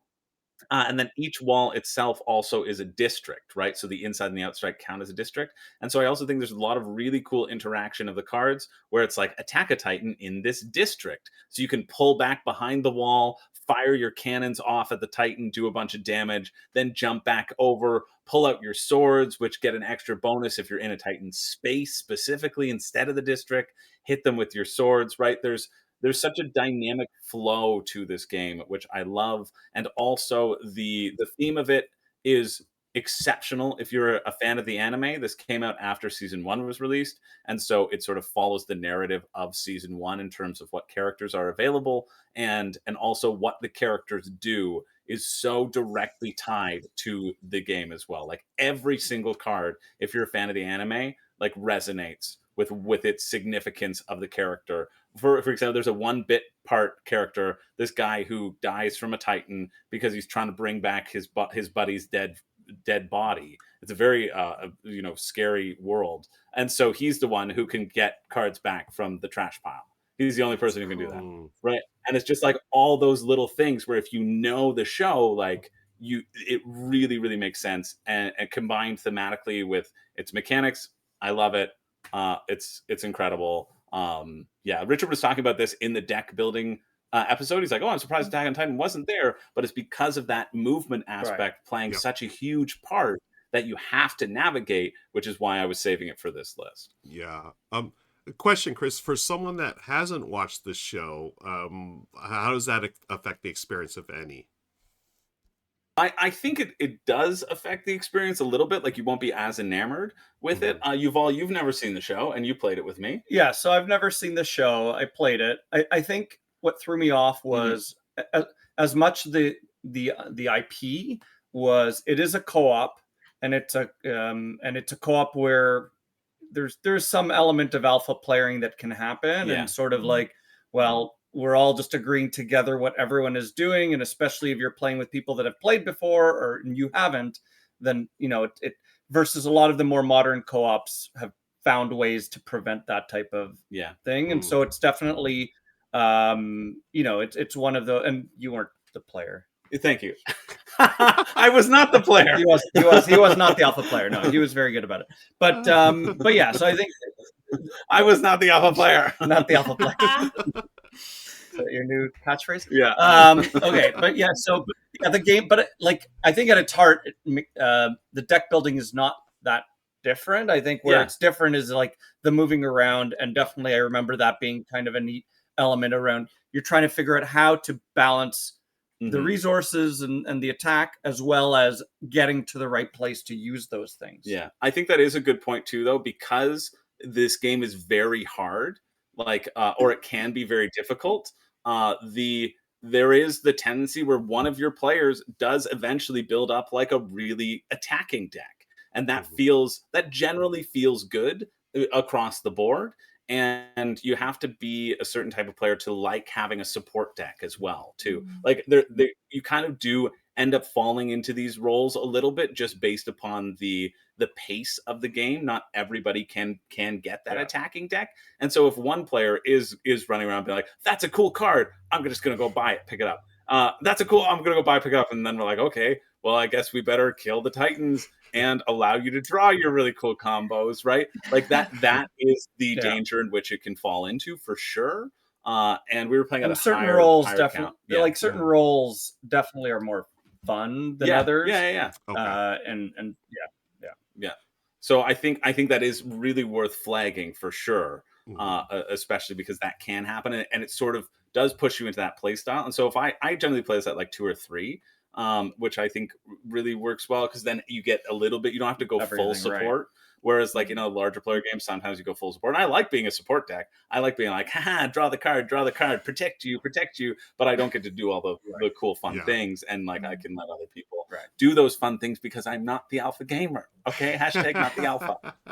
I've been a beta all my life, and I'm not going to change now. Oh no. I was asking because my niece is a huge fan of the show, and I've never seen it. So but I know the game is supposed to be excellent. I've never played it, so I'm wondering, hey, maybe I buy the game, and then she can sort of guide me on the theme, and I can, we'll play it together, and see how that goes. Yeah, you don't need to know the theme to play. You don't need to understand the theme to play the game. It just elevates it. Yeah. Got it. Yeah, okay. You wouldn't need. Now, it is, I think, might be out of print, so you might have to look for a copy. Every time I see a copy, I try to buy it so that I can. Then, so you have 20 copies. Then I can sell it too. You're the reason it's out of print. Well, no, because I know it's out of print. So I have 2 copies. Get people excited about it. Like, hey, you want this copy that I happen to have? I just so happen to have the solution to this problem that I manufactured myself by buying all of them. I would sell it at cost, and also I have 2 copies in case my copy gets damaged, so that because I love it so much. Nice. I want to have an extra copy. Okay. But I'll look. I saw a 3rd copy the other day on the summer shelf. And I almost bought it. Sell at cost. They were selling it for 50 Canadian, which was a bit above my price range for my 3rd copy of the game. So I would have done it for 30. Oh, why do I feel like I'm going to get price gouged real soon? Anyways, folks, thank you, Chris. Thank you for the number 6 to our list. Let's move on to number 5. Number 5 is my choice, and before I can talk about number 5, I need to get ready. So give me just a second. Oh, all right. Wait, I'm so excited. Okay. Oh, I know what it is now. I've got my Dodgers cap. I love a hat change. I've got my little baseball bat from the Louisville Slugger Museum. So small. I've got a baseball from the last minor league game I went to. There was a foul ball that we got. Oh. Folks, number 5 is my all-time favorite deck builder. It is Baseball Highlights 2045. Cute. I love the heck out of this game. Y'all know how much of a baseball fan I am. Here I am playing it solo. It's a great solo game. In this game, we are in the future by a couple of decades, and baseball has been taken over by robots and cyborgs. And in this game, you are building a deck of players, starting with your veterans and rookies, and eventually you're going to shed those out of your deck. You send them down to the minors and get the more powerful cards, which are the free agents. And what you do is you're going to simulate a baseball game using only 6 cards. And that's what I love about this. 6 cards, it's a lot of back and forth. So I will play one of my players. It has an ability. If you have an ability on one of your players' cards, you play that in order to counteract my ability. And we go back and forth for 6 cards. We score runs. I mean, it is baseball at its heart, and I love it. And the cool thing is, with those robots and cyborgs and the naturals, who are the humans, they all have different types of abilities. They play differently, and you mash them all up in your deck. And what you're trying to do is win the World Series. So best out of 7. Each mini game that you play, the 6 card games, they take maybe 5 to 10 minutes, not even that long. And then the entire series takes about 45 minutes. I love this game. I've talked about this game plenty of times on this show because I think it's just so smart. I think it's just brilliantly conceived. Mike Fitzgerald, this is his masterpiece. This is the game that and for me, it's the greatest sports game ever released. I can't think of any other sports game that does it as well as Baseball Highlights 2045. I mean, I could do an entire show about this, and I've streamed this on my channel like several times with mainly solo because I love it so much. Any excuse to play it or talk about it, I'm all over it. Yeah, much like the 7-time world champion winning Los Angeles Dodgers, I'm always looking for an excuse to talk about or play my favorite deck building game. And number 5 on our list, Baseball Highlights 2045. I love this for you, Ruel. Thank you, Ray. I love how much you love baseball. It brings me a lot of joy. We talked about a couple episodes ago, I went to my very first baseball game. So now I kind of get it. I'm not going to say I fully get it, but I kind of get it. One game. I just literally just the one game. I'm like, all right.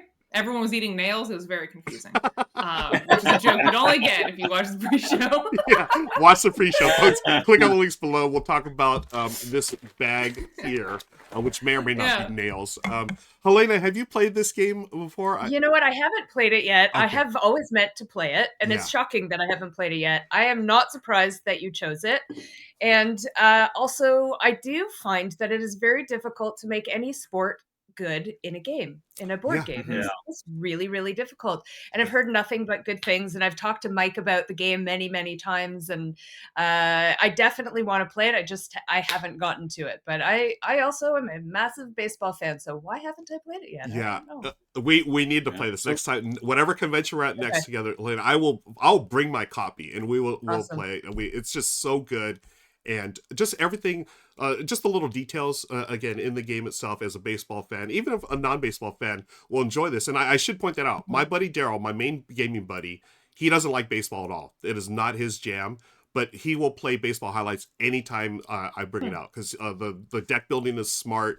And the gameplay, it's a lot of back and forth, which I like. You play one card, the other, the opposing manager comes back with another. There's a lot of give and take in this game. It's wonderful. And it never feels mean. It's just, I think other attacking games may feel mean, but in Baseball Highlights, it's like, hey, I'm just playing this player that has, produced a hit, and then you've played a player that catches it or gets him out or whatever. And then, the trash talk comes in later, like when I talk about the Dodgers winning 7 world championships. That comes in later, but it's always part of the game as well. I adore this game, obviously, and y'all need to play it. And Helena, we will play a game of this one day, definitely. Excellent. Yeah. Looking forward to it. Cool. So I own this game too. My youngest son Joshua is a huge baseball fan as well. We got it for him, I want to say a year or two ago, and played it multiple times. And yeah, it's really it's at its like underneath everything. It's just tic-tac-toe, but it's just done so well. Yeah. Rock paper scissors. I should say rock paper scissors, not rock paper scissors. And just done so well. The baseball theme comes out really nicely through it. You have the different expansions, right? Like the different expansion teams, and then the layering on the whole cyborg robot versus what I don't remember exactly the three types, but it's like it's an interesting take. because they could have easily just done regular baseball, but then they took it to the future. Yeah, and I gotta play this with you guys. Ruel talks about it so much. Yeah. and I've oh never yeah, played it. please, I didn't know you had a copy. Chris, I have a we'll play at the copy, World yeah. Series of Board Games. I'll bring my copy. We'll play it there. Aw. Yeah, the cyborgs, the robots, and the naturals, the humans, right? Those are the three different types, and each one plays differently. Yeah. And I know we're going way long on this, but I don't care because I've got the mic right now. I just everything about it. You've got the just, Ruel's show now. it's only VR show right now. Just everything about Yeah, it. we don't even need to play Richard's next video. He chose a card crafter in the very specific deck builder with a board genre. Okay, he lost his video privileges. See you later. Too bad, Richard. But yeah, everything about this is so good. And if you haven't tried it, folks, please give it a shot. And I will shut up about Baseball Highlights 2045 now, so we can allow someone else to talk about our number 4 game. Who is it going to go? It's going to go to Ray. I think it's me. All right. Well, our number 4 pick is a game that's kind of new to me. I missed the original Kickstarter for it, so I hopped on the retail train, and that is Moonrakers. This is a game that combines deck building with social negotiation. So this is a game where you are trying to go out on various missions, and depending on, you draw 5 cards in your hand, and each mission will require you to have a certain set of colors of cards, right? So maybe this mission requires 2 blue and 4 yellow, and you draw a hand of cards. Each color of card will do something, like some will let you draw more cards, some will protect you from damage, one of them will let you take more actions. Kind of has a Dominion-esque action economy where you need to play some cards in order to get more actions to play more cards. But because of that, sometimes you'll get stuck with a hand where you're like, I can't really finagle the colors of cards that I need to fulfill this requirement, and that's when you can open it up to negotiation, where you can ask all the people at the table who wants to help me with this, and you can pretty much negotiate anything as like an agreement, right? So you can negotiate for points, you can negotiate for money, you can negotiate who's going to take any potential damage from this mission, and this game is not for everyone. And it may be ranked a little bit high on this list because of that, because it's like, if you don't like social negotiation, you're not gonna like this. I loved, when I was a kid playing Catan, being that person who would just sit on my turn until someone traded me what I wanted. So maybe I just like this game because I'm annoying. But This is I why we're love friends, that. Ray. That was like that was my favorite part of Catan, was that trading, that negotiation part, and being like, it doesn't say in the rules that I have to pass my turn. I'm a sit here. So maybe I just like this game because I'm annoying. But you earned every trade, and don't let anybody ever tell you different. Thank you. You and me both. Thank you. Let's go. But if you find other people who are also annoying and like that kind of stuff, this can be really fun. It is dependent on the people you're playing with. Negotiation is not everyone's cup of tea. I do find that sometimes the game can drag a little bit because of that, because those negotiations are very nebulous. There's a house rule. There's a rule in the rule book for like doing time negotiations and stuff. But yeah, it takes deck building and adds an interesting social negotiation aspect on top of that. The deck building isn't anything wild and crazy. I think honestly the most interesting part of it is that sort of action tree, the action economy that you can do with those blue cards that allow you to play more cards, again, kind of like Dominion. You can add ship upgrades to your ship that will allow you to do bigger and better things, and it has that ramp up that I love in deck builders. Even though the deck building isn't super robust, it still feels like a deck builder where, you know, at the beginning you're like, I can't do anything. By the end, you're like, boom and boom, boom, I do this and this and this. It has that feeling still at the end, even though it is a very surface level deck builder. And I love that it has a social element to it. I really don't think that's one of the things that Ivy Studios is kind of, I feel like, known for. They just take a mechanic and add a cool social element to it. And I tend to like games with a lot of table talk and interaction. It's also ridiculously overproduced for no reason, which I love. We talked about that in the pre-show. I love a really nice performance. Everything. There's no reason this game has to become the biggest box in the world. It's basically just cards. I love that though. So this is a very me pick. It's not going to be for everyone. But that's Moonrakers. Yeah, this is such a great choice, Ray. And you know, there's that common complaint. People talk about deck building like it's just multiplayer solitaire, right? Moonrakers takes care of that problem. It is definitely not solitaire because you're negotiating. I love that about this game. And agreed recording, everything being overproduced. It's fantastic. It's a beautiful for no reason. Yeah, totally right. Yeah, love it. I do love that. Now, Now I'm also curious too, because I know the expansion. I think it's the green expansion. They had 3 different expansion modules. I don't Yep. know what the actual title is, but I know it's green. The green expansion provides that sort of like board navigational element Yes. to it. I'm saying this. I don't know how prevalent. I haven't played Moonrakers, but I've played other Ivy Studios titles. How prevalent is there? Like you're using the negotiation as the main outside factor of that deck building as part of Yes. this, right? So I Yes. haven't played any of the expansions. For me, the reason this is on the list, and we talked about this a little bit earlier, like how we're defining this list. For me, this made this list not because the board really does anything. There isn't really a board, but there is another Well, there is the substantial green mechanic. one, so you're covered. Right. Yes. Thank you. Of course, that was totally why I picked it, even though I never have played that expansion. But I thought this was a valid pick because that negotiation is so prevalent. Like this game really doesn't function the way it's supposed to unless you're striking those interesting deals and forming those alliances. And that, to me, is when I describe this game, I describe it first as a negotiation game and second as a deck building game. So that's why it made this list and not our previous list. Yeah. One thing I really like about Ivy Studios is that I find I've played Veiled Fate and I've played Fractured Sky. And Moonrakers gets this as well, I believe, is that they really shine with a lot of above the table interaction. I think they're great vehicles for that, for what you're describing. Above the table interaction, which doesn't resonate with all groups, but if you have a group that does like it, then I think that's why they're such smash hits. Yeah, agreed. Absolutely, definitely not for everyone. I would not recommend this for everyone. But if you know you like table talk, and you like that interaction, you like forming those alliances, and that's a fun and not stressful thing for you. Totally. Then yeah, great call. Okay, let's move on to our number 3. Yuval, you've got our 3rd pick on the list.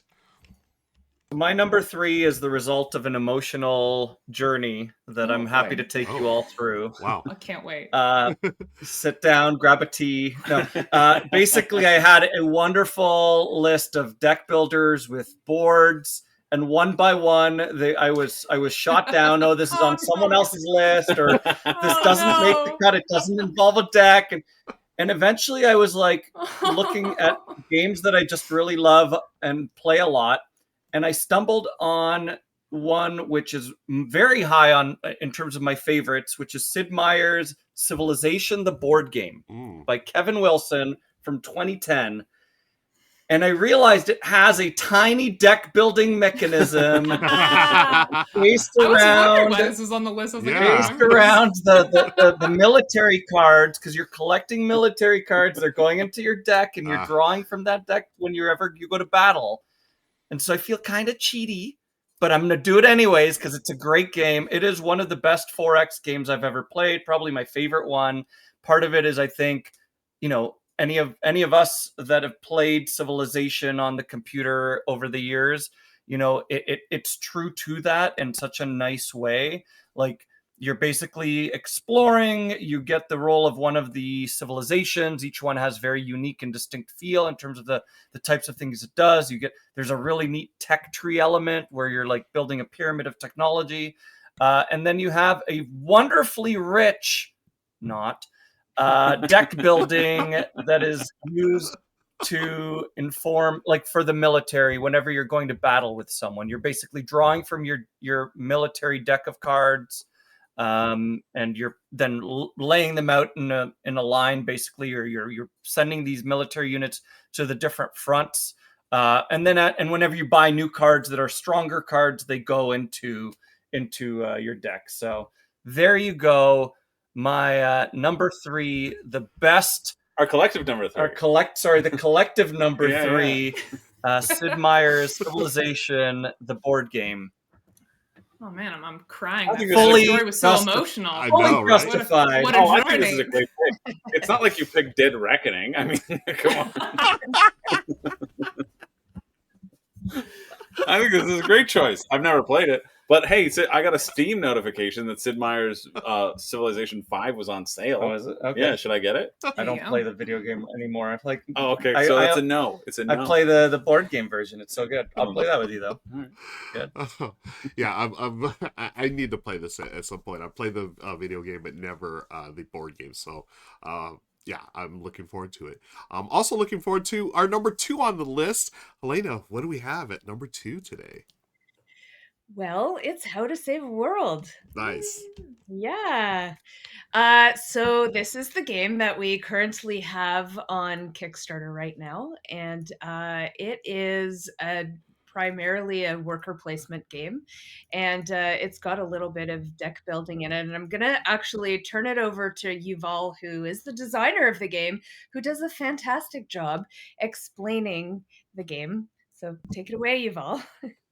Thank you. Yeah, excited to share. So, the premise of the game is we're scientists. We've been studying this planet Alaria, which is the only planet in the galaxy that has life aside from Earth. And as we're studying this, we discover an asteroid. Leviathan is its name, hurtling towards the planet in what will surely be an extinction level event. So like good scientists, we want to save the planet, but also like good scientists, we can't really agree on the best way to do it. And so it is a competitive game where each person is, in essence, investing, putting resources that they've earned into 3 different projects, either trying to build a massive laser that is going to shoot the asteroid out of the sky, or build an energy shield that will deflect the asteroid if it manages to make its way to Alaria. And then as a last resort, if you think that all of those are foolish, you can just try to evacuate as much of that life as you can. And so that's the premise. And then, mechanically, as Helena mentioned, it's sort of combining worker placement with card management and deck building. And so you have workers that are split between the 2 worlds, so to speak. There's Alaria and the moon, and workers on Alaria can go to the spaces on Alaria, and workers on the moon can go to spaces on the moon. And there's a mechanism whereby the workers end up shuffling around and can be moved around. But then you also have a really rich set of cards that you can use. There's 3 types of cards that you're adding into your deck. There's yellow cards, which are, in essence, additional actions that you can take without a worker. There are boosts, which improve the output of any of those actions from a worker or a card action. And you also have species cards, which have victory point conditions. And a lot of the cards have tags on them that let you sort of get additional value, or you can use those tags in different ways in the game. But then the deck building piece is actually one that innovated a lot, and I'm really excited by. And maybe I'll talk about that since that's the theme of the day. Yeah. Like, it started as a traditional deck builder, very much like Dominion, and Chris the first. Basically, that's how Chris had always played it. That's what it was when I brought it to Burnt Island. You'd have a deck, you'd buy cards, they would go into your deck, and you draw 5 at the beginning of each turn. But then Burnt Island, and I give a lot of credit to Alara Cameron and Josh Capel. How did the world get named, I wonder? So Alara and Josh did this really cool sort of tag team. Alara's idea was to start you with less cards. So you actually just start with all of your cards. You start with 3 cards in your deck, but at the beginning of each round, you just get all of your deck. You get the whole deck. But then as the game goes on, you can buy more cards. And again, it never gets shuffled in, because at the beginning of each round, you get all of your deck. You just get all of it. Josh, I think, had the innovation where rather than having costs on cards, the cost is now tied to how many total cards you own, which is a really neat, basically push-pull. Basically means there's no hand limit. You can have as many cards as you want, but it just gets increasingly more painful and costly to purchase them. And so some people will invest a lot of their resources into getting a big whack of cards, and other people will maybe only buy 1 or 2 cards for the game, but then focus their resources on many of the other things, research or the projects. So the deck building is very different. It feels like you're building a deck because you're getting it every single round. God, that's Yeah, I such a love cool- that. Yeah, I love that. That's so cool. And the cards themselves are dual use, so you are really Love getting a lot of use out out of every card you have on every turn or on every round. Very nice. It's really neat. Yeah, that's one thing that I really like about the, because you can buy cards that are essentially objectives, victory points at the end, Right. but they have tags on them so that they're not just sitting there useless. You actively use them to power up your workers every time. I think I will allow it on our deck builder with a board list. I'll make the call because I first played it as a deck builder, and now I feel like I would describe it more as like a pool builder, similar like Rococo's on my short list as well. Okay. In terms of that, like the cycle of cards and the about the amount of cards that you get feels kind of comparable to How to Save a World in terms of that cycle. There's a little bit, a couple more restrictions on the cards that you have with Rococo, but and especially since Richard just went completely off script with card crafting. I mean, come on. We can. I really like it as this sort of pool builder, and that was actually a real big concern of mine. I think I say this in my review too. I was worried because I liked it so much as a deck builder. I was worried I wouldn't like it as this like pool builder. I was worried I wouldn't like it without that randomness that deck building has. You know, the drawing and I didn't get the card that I want, but I really really like the flow of it. And even though like it's not on shelves yet, it will be on everybody who's watching this show's shelf, because it should be, because you're not monsters. And I can say that being not associated with Burnt Island. I don't even like this person. He's my neighbor. Let me specify, my neighbor, not my friend. And but I've like, this is a game that I feel so personally attached to because I've seen it at so many stages of development and iteration, and it is something that's just gotten better and better and better. Like with the development team at Burnt Island, for sure. Like nothing, this guy couldn't have come up with a lot of that sort of stuff. This dumb dummy.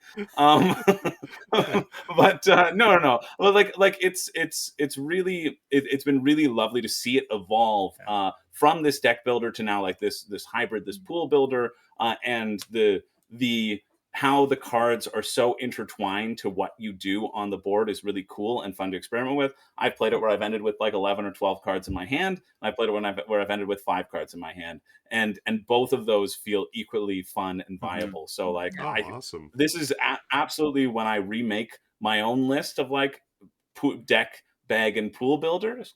This is on it. Like it's on that top 10 list for sure of all time. I've never said that to you, and now you're getting it. You're like, I can see that little like, oh, that's very nice of you to say. That's so kind. That's very kind. But yeah, you're welcome. I'm very magnanimous and kind. No, but thank you for making a fun game, you jerk. Maybe you guys can be friends sometime. So I want to pop that in there in terms of like, I think it is really really exciting and like wholeheartedly think everybody should check it out. Nice. This stranger here in my nook. I cannot wait to play this. Thank you for sharing. This is our number 2, folks. How to Save a World. Let's hear what Richard's got at the top of the list this week. Richard, take it away. Okay. Excellent choices all. Chris, Attack on Titan. I feel like you and me are the only 2 people in all of board game media that appreciate just how amazing this game is. Like I mentioned earlier, more co-op deck building, please, especially something like this that captures the anime's sense of drama and pacing and movement. I mean, you feel like you are swooping around from Titan to Titan, and also I love its brutality. This game is just mean to players, and I am there for it. My only problem with it was after Jen and I played it, and we were both so impressed, I tried to show her some of the anime, and she was so grossed out that she could not go back and play the game again once she saw what those Titans are really like in motion. But yeah, I mean, this is so under the radar. More people who love deck builders, who want great cooperative experiences, should check out Attack on Titan. I completely agree. Ruel, of course, you're going to put baseball highlights on this list. I always knew that was the case. You've been raving about it forever. You might be the biggest baseball fan in all of board game media. Love your new baseball and board games live stream you're doing on your channel, by the way. For folks who are interested, you should definitely check it out. Let's see. Oh, Ray, Moonrakers. This is one I definitely want to try. Ever since Shay did a very good and enticing run-through of it with one of its expansions. I have to admit, it seems like it's best suited for higher player counts, but I really do like that dummy player they bring in that you could try to woo over to your side for the political aspect of it. And Yuval, Sid Meier's Civilization, another oldie that I would never touch with a 10-foot pole, but I think it just goes to show how incredibly versatile deck building can be. I had a cooperative 4X game driven by deck building. You've got a competitive one. I know the deck building is a smaller portion of this game, but I mean, those cards are very cool with the way that you build up your combat deck. And Helena, How to Save a World. Now, of course, I've already covered this on the channel. I think it is phenomenal. This could have made my personal short list for this deck building fused with board game list as well. Of course, I've only played a prototype. I haven't played the final version, but both Jen and I were blown away by it. It is so good. Yuval, this is an incredible debut design for you. I mean, you're going to have a tough act to follow. I can't wait to see what you come up with next. But yeah, this makes total sense for it to be on the list too. And then finally, folks, number one, the greatest deck building game with a board, as far as I'm concerned anyway. And it is my channel, so I get final say. It's, of course, The Loop. And again, this is another example of cooperative deck building. I wonder, does just cooperative deck building work better when you actually have a board to play on? Maybe. We did have a bit of co-op gameplay when we did our top 12 pure deck building games before, but it seems like those are fewer and far between. Anyway, though, I've said it before, I'll say it again. The Loop is the best game on the market that uses the pandemic co-op formula that was not designed by Matt Leacock himself. And to me, that I cannot sing this game's praises any higher. And a big part of what makes it such a cool, fun romp trying to beat the evil Dr. Fu or Dr. Foe if you're playing the original French version like I've got, as you're jumping through time and stopping all his minions and dealing with his cool little cube tower where you never know exactly where he's going to strike, but you have a rough idea. There's so many cool ideas in this game, but probably what makes it most interesting is the deck building, because you are trying to build up a deck full of artifacts, but to get those cards, you have to actually travel around the board to end your turn in the right place to grab these and add them to your deck. But what often happens is I have to end my turn over on the other side of the map. I want that card, but I'm over here. Am I going to take this card? Because the deck building is so sharp here. It kind of borrows some of the idea of Star Realms. In Star Realms, you're always trying to get cards of the same color because you know they're going to combo well together. Here, you're trying to get cards of the same symbol, because after you've played all the cards you're going to play in a turn from your deck, doing standard deck building stuff, you have the opportunity to loop those cards and reactivate all cards of one symbol type that you had in your hand.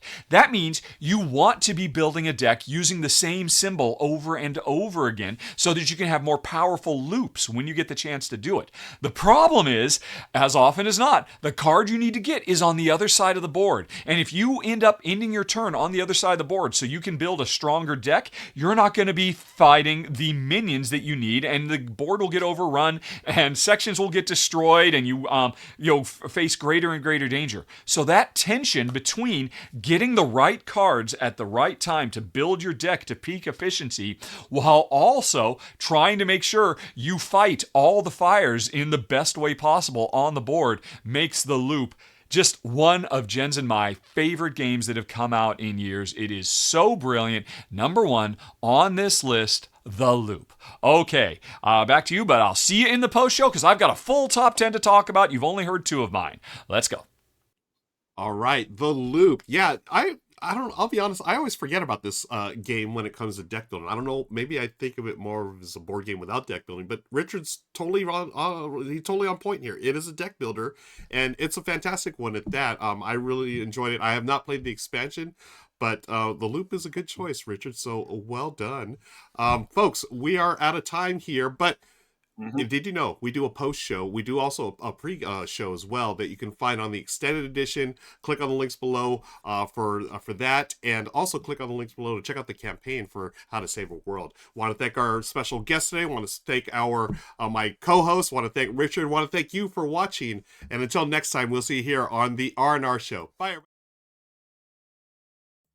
And hello, everybody. We are back. We're back. Thank you for hanging out. I'm gonna put the little Twitch stuff back. Everyone's Now we can back talk to in. chat. Now we can talk trash. I mean, now we can talk our I post thought show. at that ending, Ruel, I thought you were like, well, yeah, Richard was entirely wrong. Is what it sounded like at first. I was like, yes, please go with that one. That would have been go better. with that one. Much better. Folks, we're now in the post show. We're gonna switch over to Richard. He's got some games for us, and we're gonna go through his list. Hopefully, it's not gonna be that long because sometimes we tend to go long on these. But let's see what Richard's got for the games that didn't make the list, and then we'll go around here and talk about the ones that didn't make our list as well. So, Richard, take it away. Where is that video? I've got to press the button. There it is. All right, welcome to the post show, everybody. We've got so many people on the show today. I do not want to hog all the time, so I'm going to go as fast as I can through my personal top 10 greatest deck builders with boards, right? Okay, let's go. Number 10 on the list is Tramways, which we actually talked about in a different form, on the last, when we did our top 12 pure deck builders. This is a great game of, train style route building and passenger moving fused with deck building. And what's really cool about the deck building here is the fact that you have maybe your biggest hand of cards in all of deck building. 8 cards, if I recall correctly, but you need them because as often as not, these are multi-use cards that you fuse together with other cards. Hey, if I combine these 2 cards, I can do one thing, but if I combine this with this other card, I can do a different thing. Plus, they help drive an auction as well. There's a lot going on. Tramways really deserves a lot more attention. That's number 10. Number 9 is an oldie, Super Motherload from Roxley Games. This game is basically the deck building equivalent of the old arcade classic Dig Dug. It really feels that way. We're on Mars. We're running mining operations. We are deck building, getting more and more miners into our deck of cards that give us different powers, both when we get them and then when we use them to dig deeper and deeper and drill tunnels. And the more tunnels I make, the more you can piggyback off the work I did. The game is a lot of fun. The deck building is very nice. It's an early example of multi-use cards in deck building because you get something immediately when you recruit them, but then they also have ongoing powers. A lot to recommend here. Forgotten game that should get a lot more attention. Man, it could use an expansion, but just the base game is so great. Super Motherload. Number 8, Quest for El Dorado. Ruel, what happened? I thought for sure this would be on your list because I know you love it as much as me. Reiner Knizia, the Doctor of Design, doing his stab at deck building, and he does some really brilliant stuff, fusing it with a race through the jungle, Indiana Jones style. My only complaint about the game is I really do not like how the Doctor, it's got the same problem as Orleans, which, by the way, is a thing that didn't make the list. I didn't mention, my entire list today was trying to focus only on deck builders, so not bag builders like Orleans or, there's so many great ones, Resurgence, Cubitos, Jian Yang, so many cool pool builders where you pull things out of bags, but it was deck builders today. And also, I was trying to stay away from hand builders, so I wasn't talking about Concordia or Revive right there, one of my all-time favorites, or Blackout Hong Kong, only decks of cards that are fused with games. Anyway, I don't know if everybody else did the same. I should have said that right up front, but regardless, El Dorado, I wish he had handled the way the market of cards was done in a different way. It helps a lot with the expansions, but that's what kind of keeps it out of my top tier. What kept it out of your top tier, Well, because it should have been your number 1, I thought. Or maybe the baseball one. Regardless. Next up, number 7, Sierra West. Johnny Pack had such a huge debut year where he had 3 big games. This, Coloma, and a Fistful of Meeples. This one might be my favorite because it's a deck building game where your cards you're deck building are programming cards that you actually kind of slot together in really interesting ways to do a bunch of actions. Well, one of the actions is climbing up to the top of the Sierra Mountains because you have to make it to the top to grab more cards to put in your deck. Then you come back down to the bottom of the mountain. It's kind of like a reverse version of the pyramid in Seven Wonders Duel, where the stuff isn't all at the bottom and we're picking away, it's at the top. So you got to climb to the top, grab one of the cards, come back down. That reveals more cards that you want to build back up. So the deck building is a lot of fun as well in Sierra West. Then number 6, Attack on Titan. We've already talked about that. Number 5, Viscounts of the West Kingdom. I think this is maybe the greatest design from Sam McDonald and Shem Phillips, Garp Hill Games. Their best collusion ever. The deck building is really, really satisfying. But what's more important, when you have your hand of cards and you play a card from your deck, you don't just play it and do the thing. Your cards go into a conveyor belt and they stick around, round after round, potentially giving you more benefits. So combining deck building considerations, knowing that the cards themselves go on a slow feed conveyor belt of actions that you're trying to manipulate, really elevates the deck building in fun and unexpected ways. Then we've got number 4, Endless Winter, Paleo Americans, and I went back and forth so many times. I so wanted to push this into the main list. It is a great example of worker placement fused with deck building, where you play cards from your deck to enhance the workers you're sending out. There's so much in this game. It's so big. It's so beautiful. I love it to pieces. Then my number 3 is Dead Reckoning with the Letters of the Mark expansion to turn it into a co-op, as I already talked about. Number 2 is Lost Ruins of Arnak. See, Ray, you stole my number 2, but that's cool.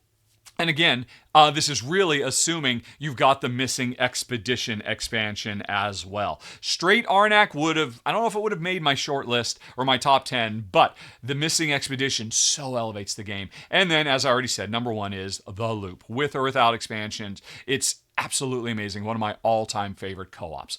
Okay, can't wait to hear what everybody else says. Let's go.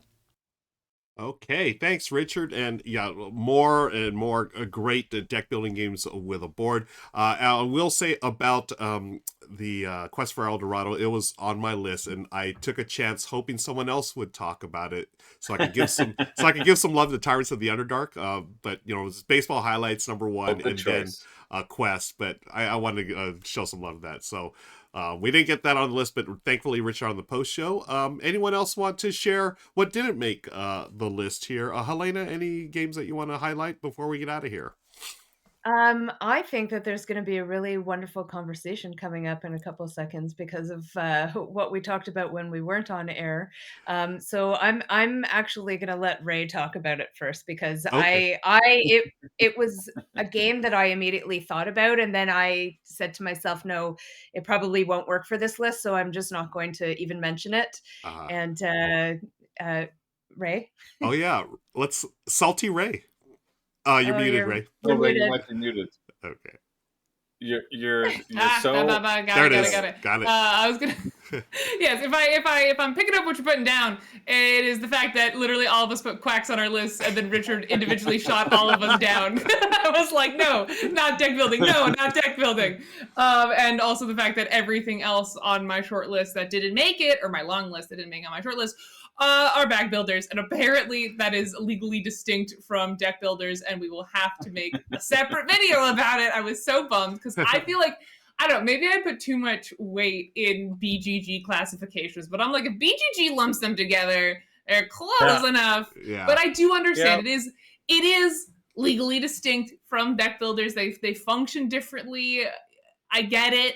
But yeah, I do love, Richard had to individually shoot pretty much all of us down because I think a lot of us jumped to Quacks of Quedlingberg as an iconic bag builder, not deck builder. Nice. So spoilers for eventually when we do a bag builder list. Quacks is number 1. No one else can take it. I love that game very much, and I wanted to talk about it right here, right now, but I couldn't. So you got it. That's Nice. what I have to say. In fairness to Richard, he. Oh, sorry. Go ahead. I was just going to say the other game that I was going to mention, and we decided not to put it on the list, was one of our other games, which is Maple Valley, and that's the KTBG side of things, the family games. And essentially what you're doing is it's about to be the spring festival, and you are playing the family of animals, but you're the kids in the family. And you're going to do all these favors for all the adults who are putting the party together. And in this game, you are collecting friends, and you're taking them around Maple Valley with you to help you get these different resources. You can see the friends at the bottom of the screen there, and they all have different ways that they can travel around the map of Maple Valley. So there's one that can travel on stone. There are animals that fly. There are animals that swim, and so on. And it's a really neat I guess a deck builder in a way that you're not really getting rid of any of your cards throughout the game, but you are making all of these friends, and they're absolutely adorable. And it's just like it's a really fun game to play. Very, very easy to learn. But there's a lot of deep thinking in the game, lots of decisions that you can make, like which friend you're going to play to get from one place to the other. And sometimes they give you bonuses, and it's just it's a really fun game, and it's really one of my favorite games of all of the games that we've made. So yeah, it was on the list, but I didn't mention it because it's our game. So. This You is didn't one want to put 2 on. Yeah, I really want to play this. I have not played this one. I played Creature Comforts, Ooh. which I loved. I love Creature Comforts, but this one I feel like would be my jam as well. I love that concept of your friends, right, helping you out and stuff. I love that. I think it's Really fantastic. cute theme. I love the concept of friends too, Ruel. Yeah, I'd love to right? have a couple one day. I'll have to make some one day. Yeah, I believe in the concept of nooks, Chris, as well. So in the nook, any games that didn't make the list that the nook wants to talk about? Well, the two that shocked me, which because they're so well regarded and highly rated, is Dune Imperium and then Great Western Trail, right? I was shocked no one said dude. I just assumed someone would talk about it. Honestly, I thought one of y'all we're going to talk about it. Everybody did. Everybody someone else. I mean, That's funny. I had to go with Arnak, right? I still have like that lingering allegiance from like working with CG and how those two games were pitted against each other so aggressively. But I kept waiting for someone to say dude, and then no one did. That's so funny. So I had actually put Great Western Trail, but lower on my list. I left Dune Imperium because, again, I just assumed other people were going to talk about it. But Great Western Trail, I mean, this is Dune Imperium you're showing. Yeah. I mean, but both. Both are great.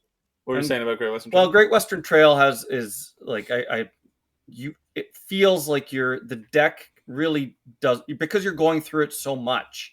You're actually feeling like you're building something that matters, versus sometimes some of the other deck builders, you don't go through the deck as often, that you don't necessarily see the same level of frequency of your cards, right?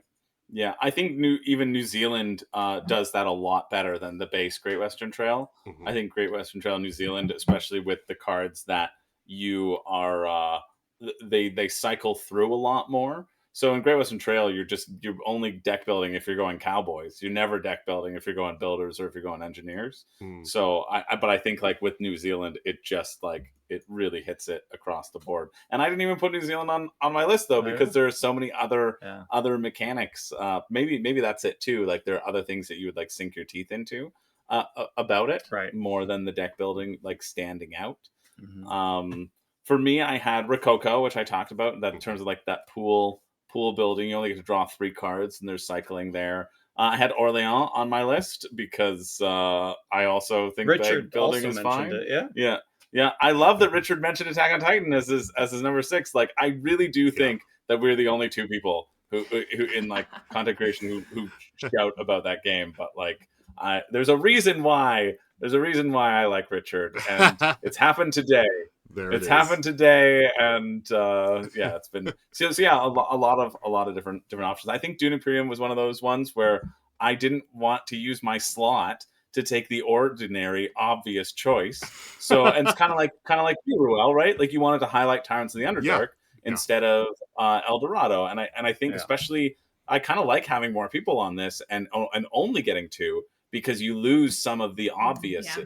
ones Right. that would normally show up. And Yep. you get to talk about some exciting ones. Chat was dropping a bunch of stuff. Chat Mhm. also said, "Say, doesn't How to Save a World have a bag building element?" Plug. Thanks, John. You know what? It does. As the resident How to Save a World fan on this channel, I'll say yes. Go get it. A cooperative or collaborative bag builder. Yeah. A collaborative bag builder that's competitive. There's Yes. your new tagline. Oh wow, that's a mouthful. Yeah, Juniper is number 0 on the list. John Tripp also had a very funny line when we were talking about How to Save a World that said, "Any scientist that doesn't want to build a giant laser is not a scientist that I want to work with." I saw that. Completely agree. Yeah. That was 100%. great. Completely agree. Yeah. Hashtag Team Laser. Hashtag Team Laser. That's perfect. Hashtag Team Laser. Excuse me. We are out of time, folks. We have gone over our allotted time. So again, thanks to Yuval and Helena for joining us today. Chris and Ray, as always, a pleasure. Folks, we're going to go raid another channel, show some love to another board gamer here on Twitch. Let me pull that up right now. We're going to send you over to our friend Dutch Yoda, who is doing some coffee and crowdfunding. He's taking a look at all the hot games being crowdfunded right now. We're going to send you in a few seconds. Any final words from anyone before we get out of here? I'll open the floor to everyone. Crowdfunding. That's the platform where How to Save a World is on. Go back it. Perfect, Chris. Seriously, Perfect. I'm saying that because it's good. Like not just because my neighbor's here and he's been holding a knife to my leg down below the frame the whole time. I'm saying it because it is legitimately good, and I don't back anything. And I could have taken a free copy for coverage because they're like, "Do you want a copy for covering it?" I said, "No, I want to back it because I believe in it so much, and I believe that it's a great game that everybody will enjoy." Wow. So like, I'm saying this Sold. because I think it is good. And if I didn't know the designer, if he wasn't my neighbor, I still would back it because it is such a great experience. That's what I want to say to leave us off. That's perfect. Anyone else, or else we're good. Okay, let's do the hearts and thank you again, friends. And we're gonna send you over to Dutch, and we're gonna he's gonna take a look at all the hot new games going right now. Bye, everybody. Bye, friends. Bye, everyone. Bye. And see if we rated. I think we did. We have rated. We're good. Cool. And let me make sure we're good. We are